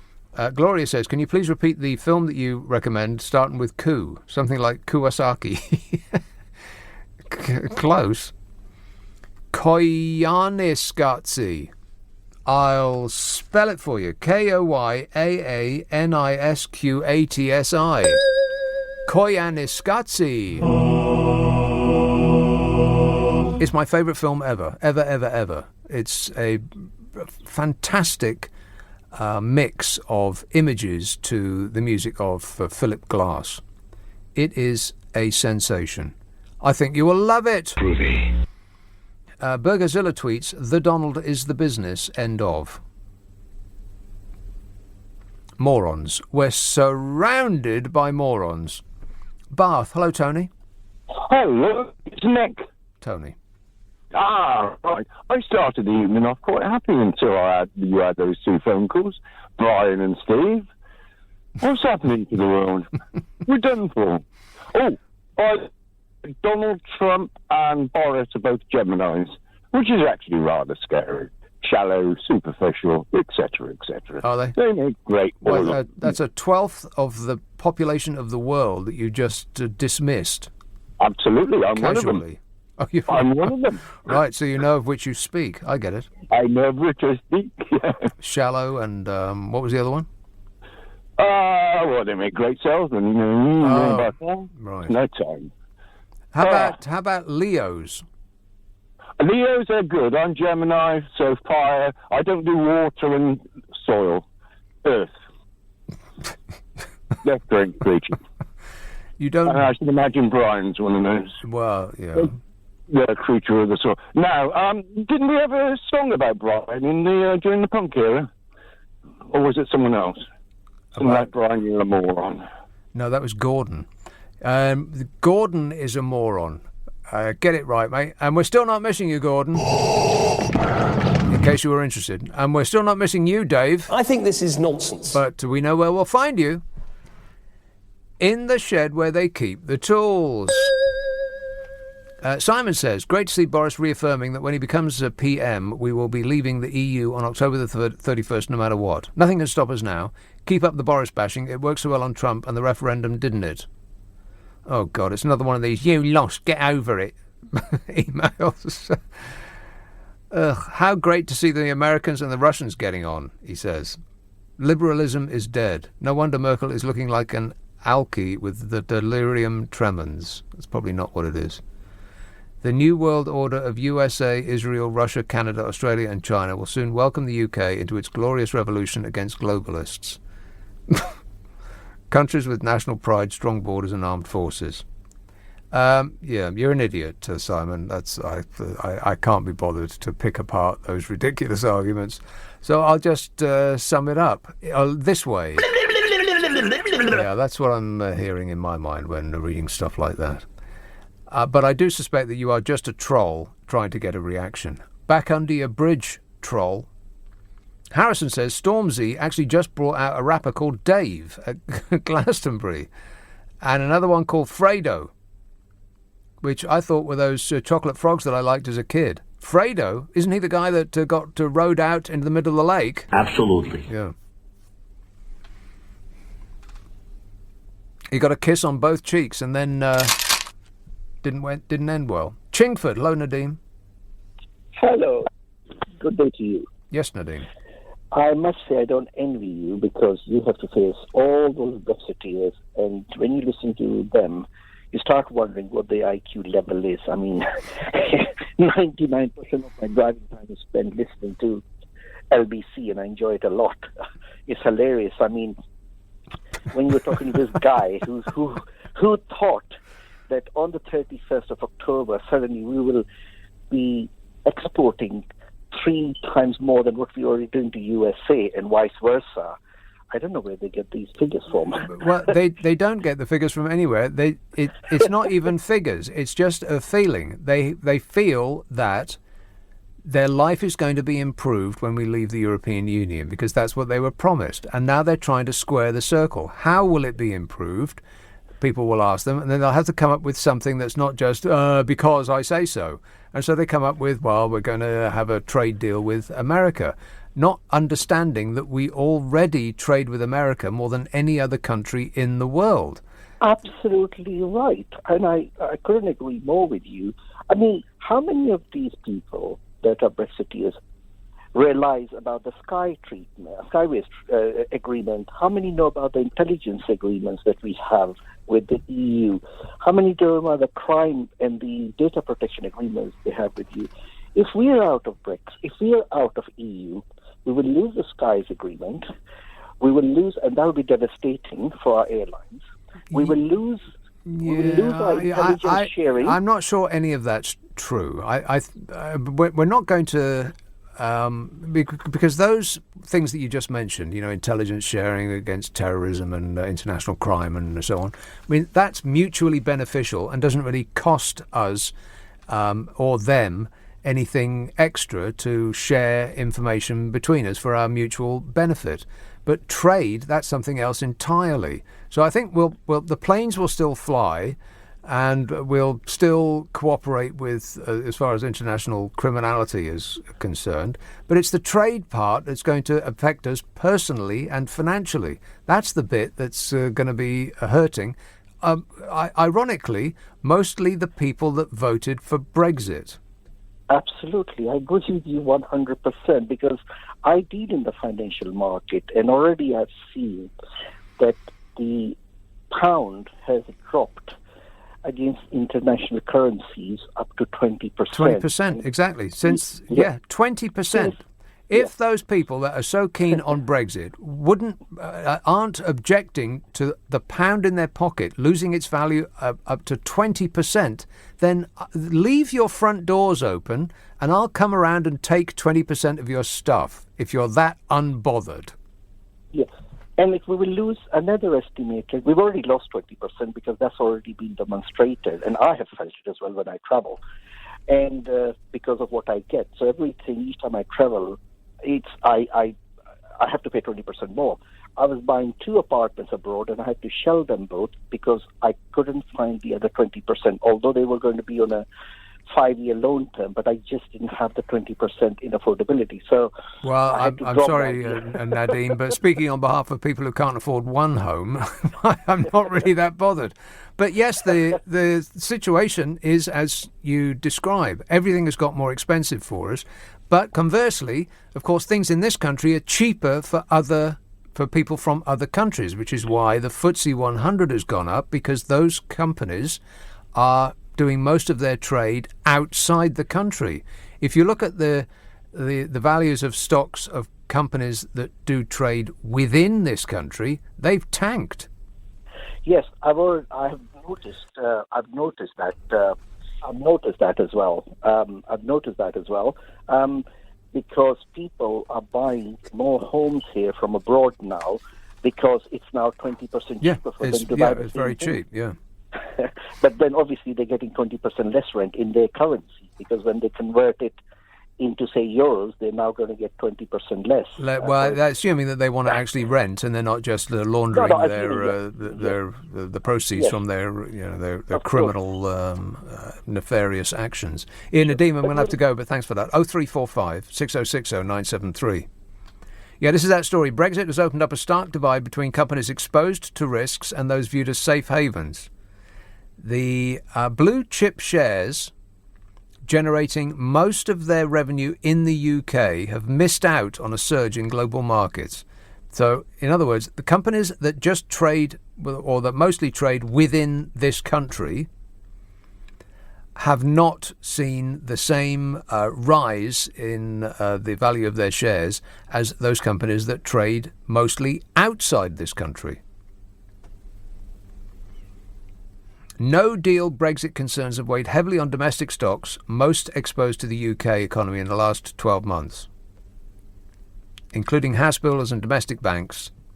Airline shares have lost altitude on Brexit angst. ITV is the third worst performing stock since the referendum.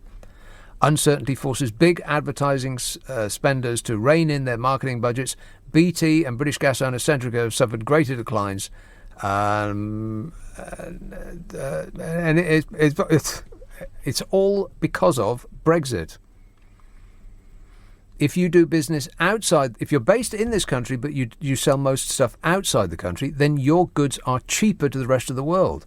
So the value of your sales increases. But if you're just based in this country, then we ain't got no money no more. Investors have pulled out of UK markets, leaving domestic sectors trading at large discounts to history. In other words, we've got a big for sale sign on this country. Trade-weighted sterling has depreciated 20% peak to trough. In other words, the pound in your pocket is now worth 20% less than it was when we voted to leave the EU. The striking divergence in the performance of the most and least Brexit-exposed stocks is likely to continue amid the growing fears of a no-deal Brexit in the city. So, and I know that people don't really feel that it's affected them much because it just happens gradually on a daily basis. But if you get to the end of a period and the pound is worth 20% less than it was at the beginning of that period, if you just took out the intervening period and walked from one day to the next without having to walk through the whole of the 2 years, then you would then you'd notice. It's like if prices in the supermarket go up by a penny a day, you probably won't notice it from week to week. But if you compare how much stuff costs at the beginning of the year and at the end of the year, you'd notice. It's because it drips incrementally that it's less noticeable, but it's there all right. And it's all because of our glorious exit from underneath the thumb of our European evil overlords. But everything's going to be fine, I'm sure. Boris said so. Yeah. Wait a minute. LBC. This is LBC with Nick Abbott. Some nobody. I'll sum it up for you. The stocks of companies that are based and sell mostly in this country went down by about what is it? About, wait a minute, I'm looking at the wrong thing here. Hang on a sec. One moment, please. They went down by 9% since we voted to leave the European Union. Stocks of companies that sell mostly to the people of this country and are based in this country have gone down by 9%. By comparison, international companies that sell mostly outside of this country have gone up by 30%. Britain's companies have gone down in value by 9%. International companies have gone up in value by 30% since our tremendous decision to leave the European Union. But, apart from that, it's probably going tremendously well. Oh, fabulous. Here's a call in Clapton. Hello, Imran. Hi, Nick. I need to correct you on a few things. Oh, no. Don't tell me I've got something wrong again. Why do I keep doing this? No, you've been conveniently omitting something very important. You mentioned that we trade with the United States. Yes. But that is with tariffs. That's with tariffs. It's not a free trade. It's with tariffs. And so, essentially, leaving the EU would allow us to make our own free trade deals because the EU actually prohibits us from making any free trade deals. You know what tariffs are levied on most American goods? Go on. Well, almost nothing at all. Practically nothing at all. The highest tariffs of all the trade that we do with America is on cars at about 10%. And you know which industry Donald Trump is most keen to protect against foreign competition? Go on. Cars. The other thing that is among the highest tariffs, which again are very small compared to most trade deals, is the chemicals industry. And you know which is the second biggest industry that Donald Trump is most keen to protect from outside competition? Chemical industry. Bingo! Now you're getting it. Okay, I got another one for you though. We don't have free trade deal with China, the most populated country in the world. Then there's India. If you get India, China, and the United States, you add it together, that's almost half the world's population. Yes, but you're assuming that we don't already trade with them, Imran. No, because do you seriously think that we would get a trade deal that would more benefit us with China than it would benefit China? I mean, look, we do. No, there's a billion people there, 65 million people here. It's more than 2 billion in China, actually, closer to 2 billion. 2 billion. And then that doesn't really change the argument much. No, because what you're not listening to the key point. We cannot do a free trade deal. No, Imran, you're not listening to the key point. The key point is that there is almost no trade. There's almost no tariffs between America and the UK at the moment. It won't make any difference. I mentioned again, China and India. I mentioned those countries. So why are you not mentioning them? We have to have no tariffs in our trade with these countries. Essentially, it's worth far more than 500 million in Europe. But that's completely untrue. Because apart from anything else, distance is one of the most important factors in trade. You know, we trade more with Ireland, which is just there, so near you could spit that far, than we do with Germany, for instance, or France. Actually, that might not be true about Germany, but certainly Spain and other places that are a relatively short distance away. I'm just saying the biggest economies in the world are not in Europe. Well, other than Germany. No, they're not in Europe, but you're talking about it as though we don't trade with them already. We don't. We are not. We are prohibited from free trade with. Oh, for crying out loud! What do you think that China will sell us that we don't already buy? Imran, I bet you can't reach out and touch anything that's not made in China right now. We will be able to trade more with them. More? What do we make that they don't already buy, and vice versa? We name one thing. No, I can't. Well, exactly. So it's just another wish fulfillment, just a fantasy. Everything's going to be great. Derek emails, I think this product was inspired by Bojo, seen in a home bargains shop. We should put this on the internet. It's a unicorn bath glove called Believe. Is that an actual real thing? Somebody should send that to Boris. That is excellent. It's pink and everything. A unicorn bath glove called Believe. Hey, you know what that would be good for? Taking mud off. Did you see that Jeremy Hunt offered out, or he actually refused? He refused a naked mud wrestle with Boris Johnson, which I'm just tremendously relieved about. Can you imagine? Jeremy Hunt offered to strip off and mud wrestle leadership rival Boris Johnson when they clashed over who would win such a battle. I thought he refused to. The Foreign Secretary made the offer after his heavyweight opponent... Well, that's just rude, but accurate. Jeremy Hunt made the offer after his heavyweight opponent claimed that he could take the more slightly built minister. That's where we are right now. What a way to run a country. Boris Johnson was asked by a Conservative Home website if he felt compelled to challenge Jeremy Hunt to a nude mud wrestling contest. Johnson replied, "I would defeat anybody in such a contest were I obliged to do so, but that's not how I propose to win this." He is definitely morphing into Donald Trump. I would defeat anyone. Really? Anyone? No one is better at mud wrestling than me? How about Mike Tyson? Anyone want to see Mike Tyson take on Boris Johnson? Yes. In a naked mud wrestling contest? No. It's a no from us. Or rather, a no thank you. I mean, good manners don't cost nothing, do they? Be polite! And when Jeremy Hunt heard about the challenge, he said, no. Not me, he said.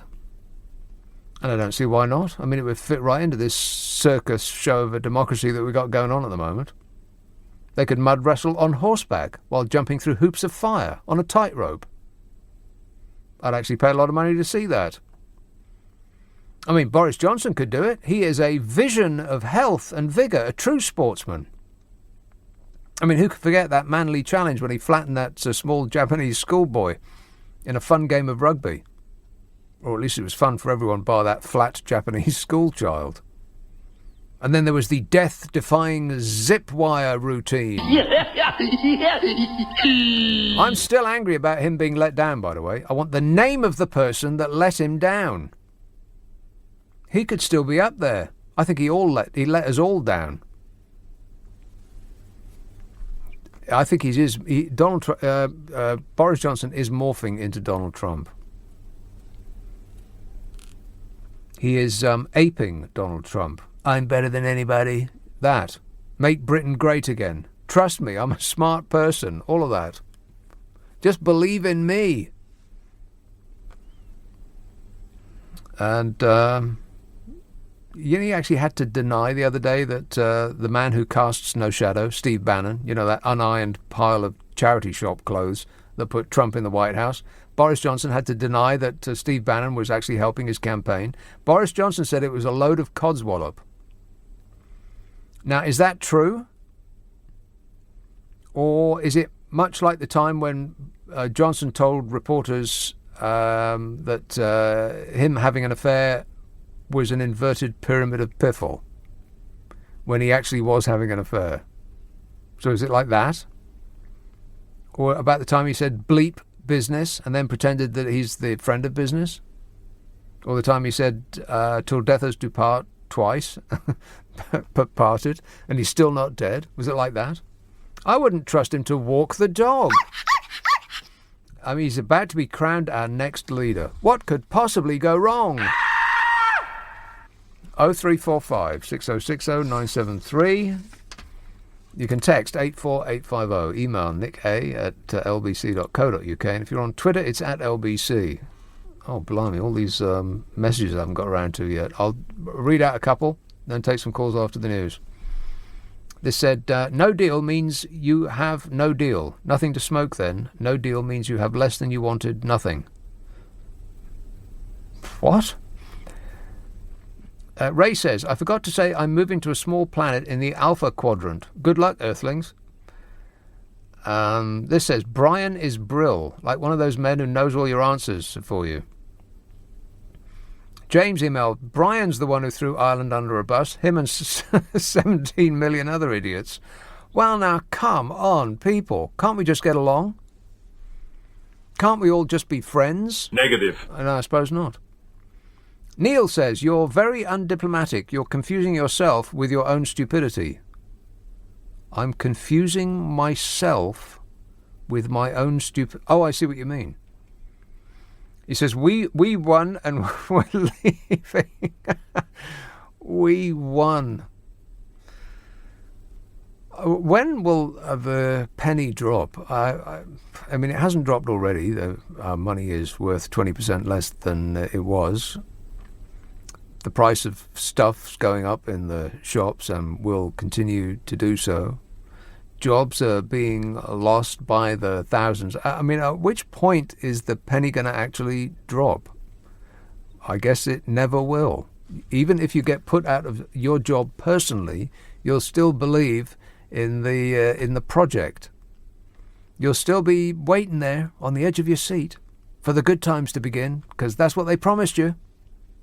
Well, I wish you the best of luck. If you're a millionaire, then the good times will continue to roll.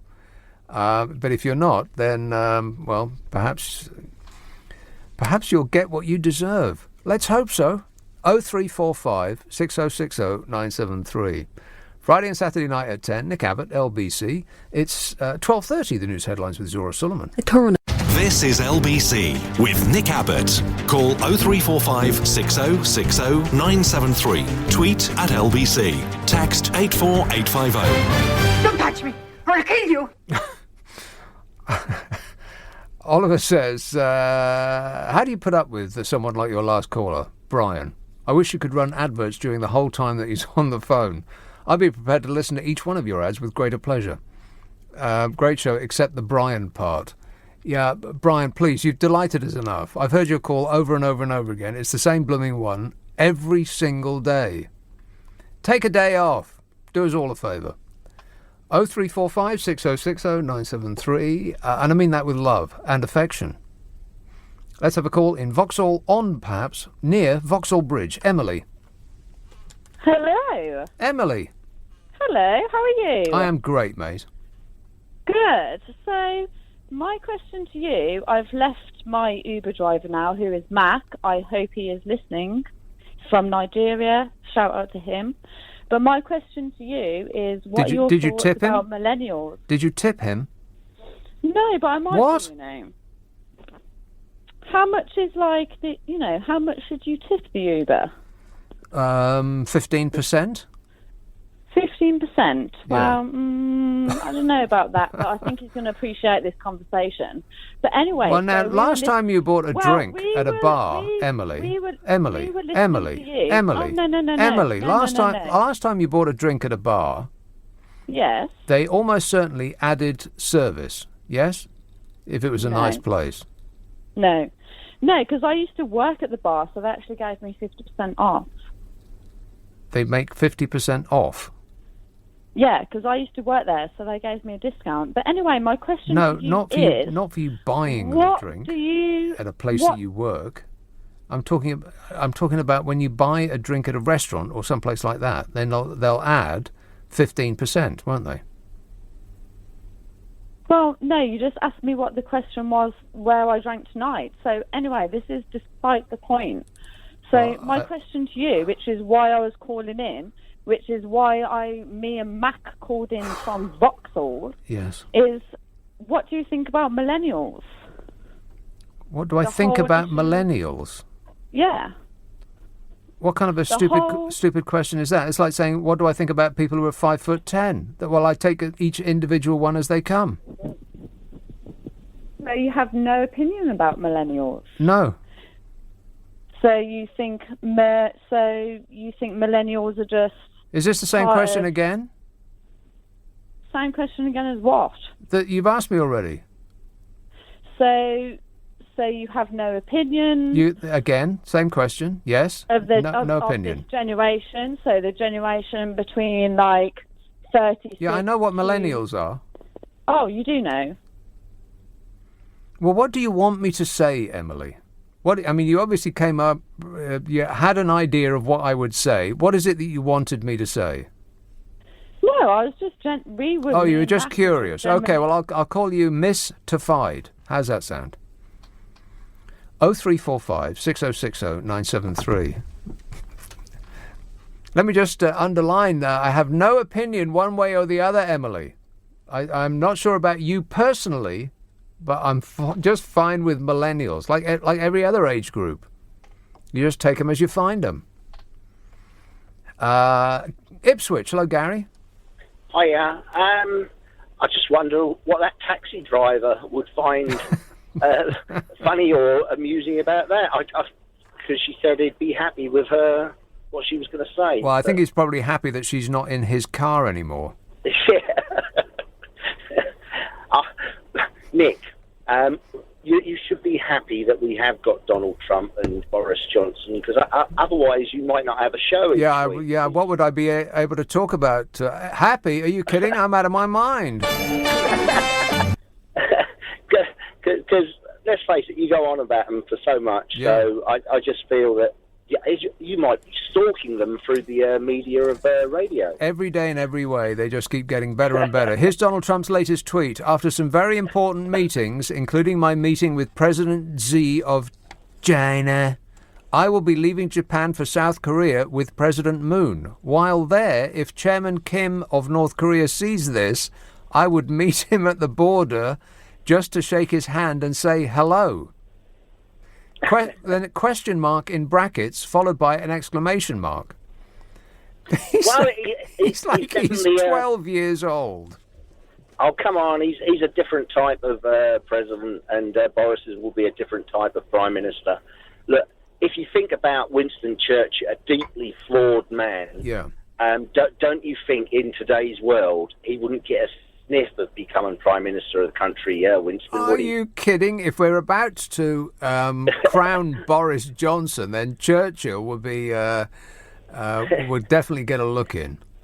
Now, if the people 60, 70 years ago, before the Second World War, knew about all his foibles and his drinking and whatever, because they probably thought he was the saviour, and he was, by the way, and maybe just with the positive thinking side, because he didn't let the downside get to him. And Boris might be the same, who knows?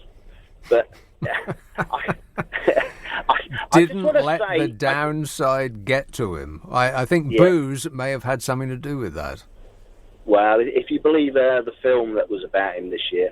But I just want to recount, when I was a kid, once a month on the national news, they used to issue the accounts, the export-import difference, what we imported and what we exported. Yeah, and the trade imbalance. Yeah, and we were always way out on what we exported to what we imported. Yes. And this at a time when supposedly we had a great manufacturing country. Right. And a lot of those companies that were manufacturing in Britain at the time were American. After the war, they set up huge companies. And a lot of the people were employed by American companies that have all now sadly moved on. Yeah. They've all gone east, and Donald's trying to get them to come back to America. That's never going to happen. And this was unsustainable then, and it's unsustainable now. So I understand where Trump comes from about getting the balance between each country, right? Because but his basic misunderstanding of trade, he doesn't understand the basics of trade. I don't know anything, and even I know the basics of trade. It is not the country isn't ripping you off if it sells you more than you buy from it. No, wait, more than you sell to it. That way around. Well, then the supermarkets are ripping me off because yes, exactly. they never buy anything off me. Correct. Yes, isn't that terrible? I buy loads of stuff off them. That's a perfect way of putting it. They're not ripping you off. You leave with goods that you've bought there. Precisely. And I can go out of one particular shop with a £2 T-shirt that somebody up in London will say, "Oh, you can't buy that because it's not ethical. It's made in some outer, I don't know, suburb of some sweatshop or something for 30 pence." And you know they're poverty stricken because of it. But I actually quite like my £2 T-shirt. Don't buy a £2 T-shirt. Fast fashion is killing the planet. Buy something better that will last longer. Well, like what? Nothing stays the same anymore. A £20 T-shirt. Stop buying cheap clothes, people. You're killing the planet with that stuff. The technology that's coming through now is the stuff that America might be buying off us in the near future. We know that the world is changing at such a pace. We don't know what the new industries and what the new technology will be for the future. It's changing so fast. Well, we'll have an idea of what the industry will be that will become preeminent, and that is artificial intelligence. And we're nowhere near where China is.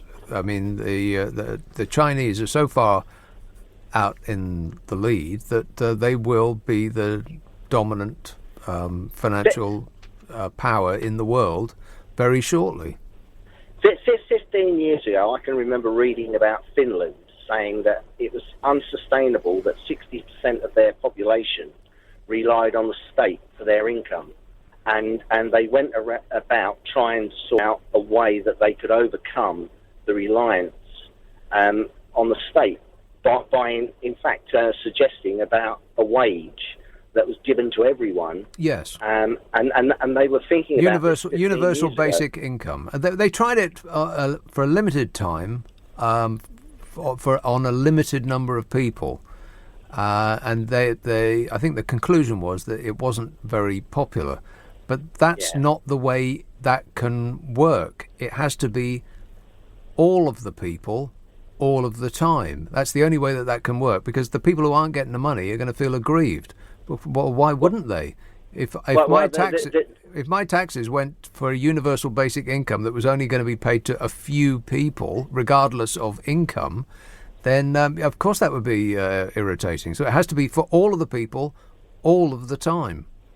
And that's why that young person's, they were talking about giving them $25,000 when they got to a certain age, and you know that would make everyone in this country that didn't receive that feel aggrieved. Don't you agree? Well, see, there's two ways for the state to spread the money about. They could give tax cuts to millionaires, which is Donald Trump's answer, and the millionaires will say thanks very much, and they'll just put it in the bank with all of their other millions. They won't actually spend it because they've got so much money that they're not desperate for things that they can't afford. Whereas if you just gave the same amount of money and spread it up more thinly among a lot of poor people, they'd all spend every single penny of it, thereby revivifying the economy, because they are desperate to spend money on just basic things that they can't because they ain't got no cash. So you could spend $1 trillion, which is what Donald Trump did, and hand it out to your billionaire mates, and they won't spend it. It'll just sit on a computer screen in a tax haven offshore in the Bahamas somewhere. Utterly useless. Well, that's what they done with the banks a few years ago in this country, didn't they? Yes. They gave them our money, and we're still beholden to the banks. Yeah, we will be probably for the rest of our lives, because the amount that we owe is continuing to go up every second of every day. What I saw on Question Time last night was a panel of 5. I believe there was 2 politicians that spoke absolute rubbish. But there was the Iceland CEO, I think his name's Richard Walker, and there was Tom Newton-Dunn from The Sun, the politics editor, and those 2 spoke the most sense out of all 5. And I would actually vote for Richard Walker, I hope I got his name right, for our next Prime Minister, because he spoke so much sense, and he is in charge or owns Iceland, and it's a huge company, and it's made me want to go and shop at his shop. So I'm going to go and start shopping there now. Right. Okay, you're off to Iceland. I'll see you at the airport. Thanks a lot, Gary. Wear something warm. 0345 6060 973. You can text 84850, email nick@lbc.co.uk. And if you're on Twitter, it's @LBC. Hey, I got a new podcast out. It is out right now. The new episode. There's many, many episodes up there. If you've got half an hour and you wish to be amused, then I can thoroughly recommend it. It's called the Nick Abbot Habit. If you don't have our app yet, then you should definitely get it, because the stuff that's on there will keep you amused from now until the end of time. It's called Global Player. You can download it from your app store, available for Android and Apple. And you'll find all of the stations that we do there. There's, Classic and Heart and Capital and X and too many others to mention right now. I've only got a 3-hour show. You can listen back to shows from those stations in full, and many, many, many podcasts. If you scroll down to the Global Podcast and way over to the right, you'll find mine at the end there. It's called the Nick Abbot Habit. If you don't do phone, and then but you do have a pewter, then point your pewter at it. It's available on an internet near you. Ask for it by name. The Nick Abbot Habit. This is LBC with Nick Abbott. Call 0345 6060 973. Tweet @LBC. Text 84850. Come on, we're running late. 0345 6060 973. Let's see if we've been waiting the longest, to be totally fair about this. Newham, Aisha. Oh, hello. Aisha. Hello. Yes, sir, madam. Yeah, I think they should let Boris Johnson and Jeremy Hunt have a mud fight. Whoever wins should be the Prime Minister. Right. Well, I've covered that already. It's not going to happen. Why not? Because nobody wants to see that. But of course people want to see that. It would be fantastic. No, it would be appalling. It would offend my eye, Aisha, and yours too. No, or maybe they could have a sumo wrestling then. A sumo wrestling. Yeah. Right, they'd have to squeeze themselves in one of those things, whatever they're called. Yeah, why not? Nobody wants to see that either. Can they at least keep their clothes on while they do it? I mean, I don't mean do it. I mean fight. And when they fight, yeah. I mean, or do they have to? Or do they have to be naked in this little scenario? No, they won't be naked. Right. Okay. They won't be naked. Mm-hmm. I think it would be fantastic. As in science fiction. Yeah, not as in real life. Real life? Is this real life, or am I hallucinating? I think you're hallucinating. I certainly hope so. I think they should have a fight, see which one wins. Right, but not an actual, not with punching, more like rolling around on the floor. Yeah, why not? Yeah. I think Boris Johnson would do a good job of it. A good job?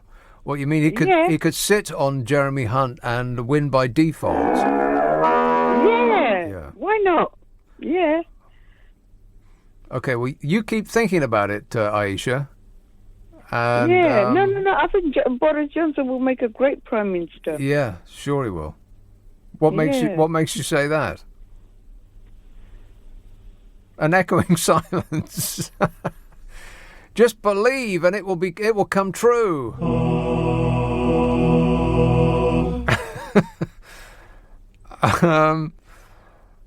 Angela says, Nick, you can't convince some people, as I think Farage has the masses under hypnosis, except the people that are not susceptible to hypnosis. Well, yeah.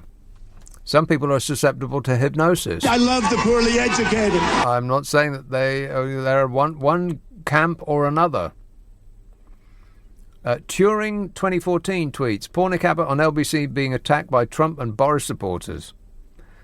There's not many of them in the country. There's not many Trump supporters in the country, but they all seem to listen to this show.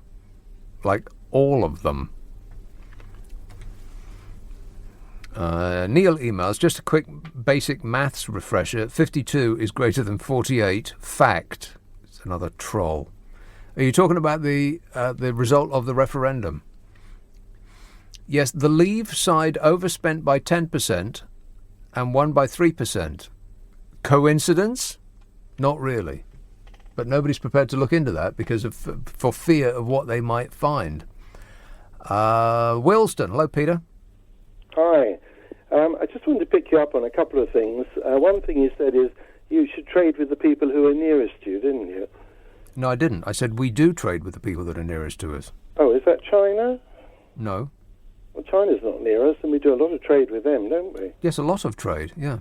Yeah. So how can you say it's more important to trade with the people who are wait a near minute, you seem to be backing down. Not all of the trade, not the majority of the trade.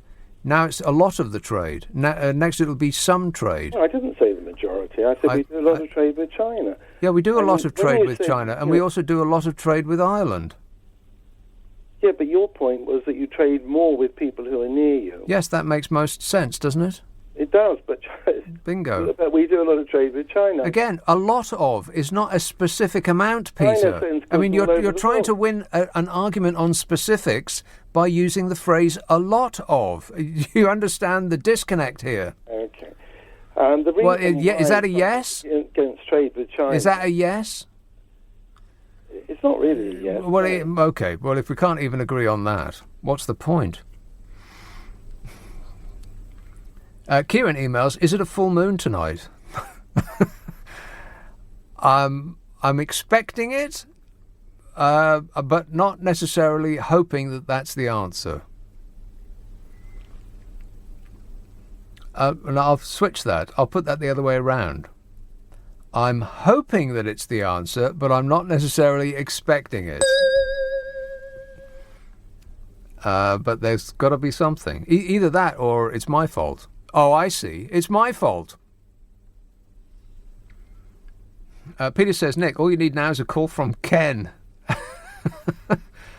Did we have a call from Ken tonight? This show seems to have been going on for about 12 hours. I can't remember back to the beginning of it. Devon, hello, Tom. Oh, hi, Nick. How's it going? Good, thanks.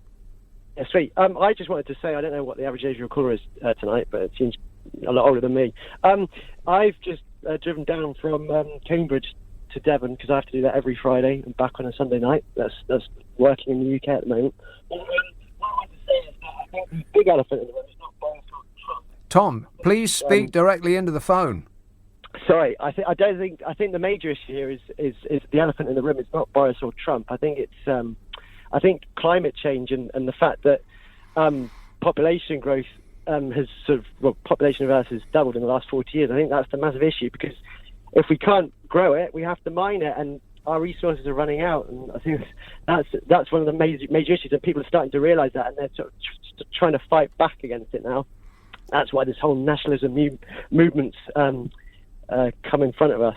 So yeah. Well, I don't see where the solution is to that, other than if people would just stop having sex with each other for 1 minute. Disgusting. Then we'd all be in a better place. But I think you're right. We're going to have a big war. I think that's what's going to happen. But what we need to do as well is we need to get our man over the other side of the Atlantic to come round to our way of thinking. And a lot quicker than what's happening, and all his friends in the Middle East as well need to get on the train. Oh, to save the environment? Well, I think that ship's sailed, Tom. I hate to break the news to you, but no one's going to do anything about it until it's too late. You're right. Well, it's already, you're so right. And so basically what I'm saying is the reason why we've got these politicians at the moment is because I think everyone's coming to terms with that fact. And so they just want to make the best out of the bad situation that we have. So they're just on the final moment, should I say. I don't know if that's the right word, but I know it seems pretty dire, but yeah. I don't know whether I'll have children in my lifetime, put it that way. And I know a lot of my friends are having similar thoughts, maybe just one child. Right. Okay. Well, yeah, even one might be too many. But the unfortunate part about that is if we stop having children, then there won't be enough people to take care of us all when we reach our incontinent old age. Yeah. So there is no solution to this other than a disease which wipes out half of the planet, or a war which does the exact same thing. Unfortunately, there really isn't anybody on the world stage that has a warlike demeanour. I'll bring us into war. Well, got that wrong. But don't worry about it, Tom. I'm sure everything will turn out just fine. All you have to do is believe. Sutex, how about sending Trump and Boris to ITV Love Island? Semi-naked, no wigs. Charming the young women with their intelligence and sense of humour. Now, that would be a sight, says Sue. Yeah, it's a little too graphic an image that you're describing for us there, Sue. At this time of night, this close to bedtime. I think that's it, really. The rest of them don't make no sense, so I'll just leave it there. And now, whatever happens between now and this evening at 10 o'clock, well, it just blows my mind, just contemplating it. But whatever it is, we'll chew it up and we'll spit it out then, eh? Now, if you stick around, I believe that Steve Allen will set you straight at 5 o'clock. But at the moment, you'll find Matt Stadlen. Nick, have you heard? Oh, it's more than my job's worth to say. Your show, Nick. Have I heard my show? No, your show. Have I heard my show? No, patience, How can I hear my show? Patience. I'm doing my show. All good things come to those who wait, Nick. Your I can't show, wait. Nick, Yes? is ensorcelling. Shall I spell that out for you, Nick? You can't say it, let alone spell it. By the way, have you heard that I thought that Gat was an England cricketer who led a rebel tour to apartheid South Africa, Nick? But it turns out it's part of the withdrawal agreement that our future Prime Minister just doesn't understand. Cricket, please, tell me more. I'm going to the World Cup this afternoon with one of Boris Johnson's relatives, Nick. Right, well, I care about that this much.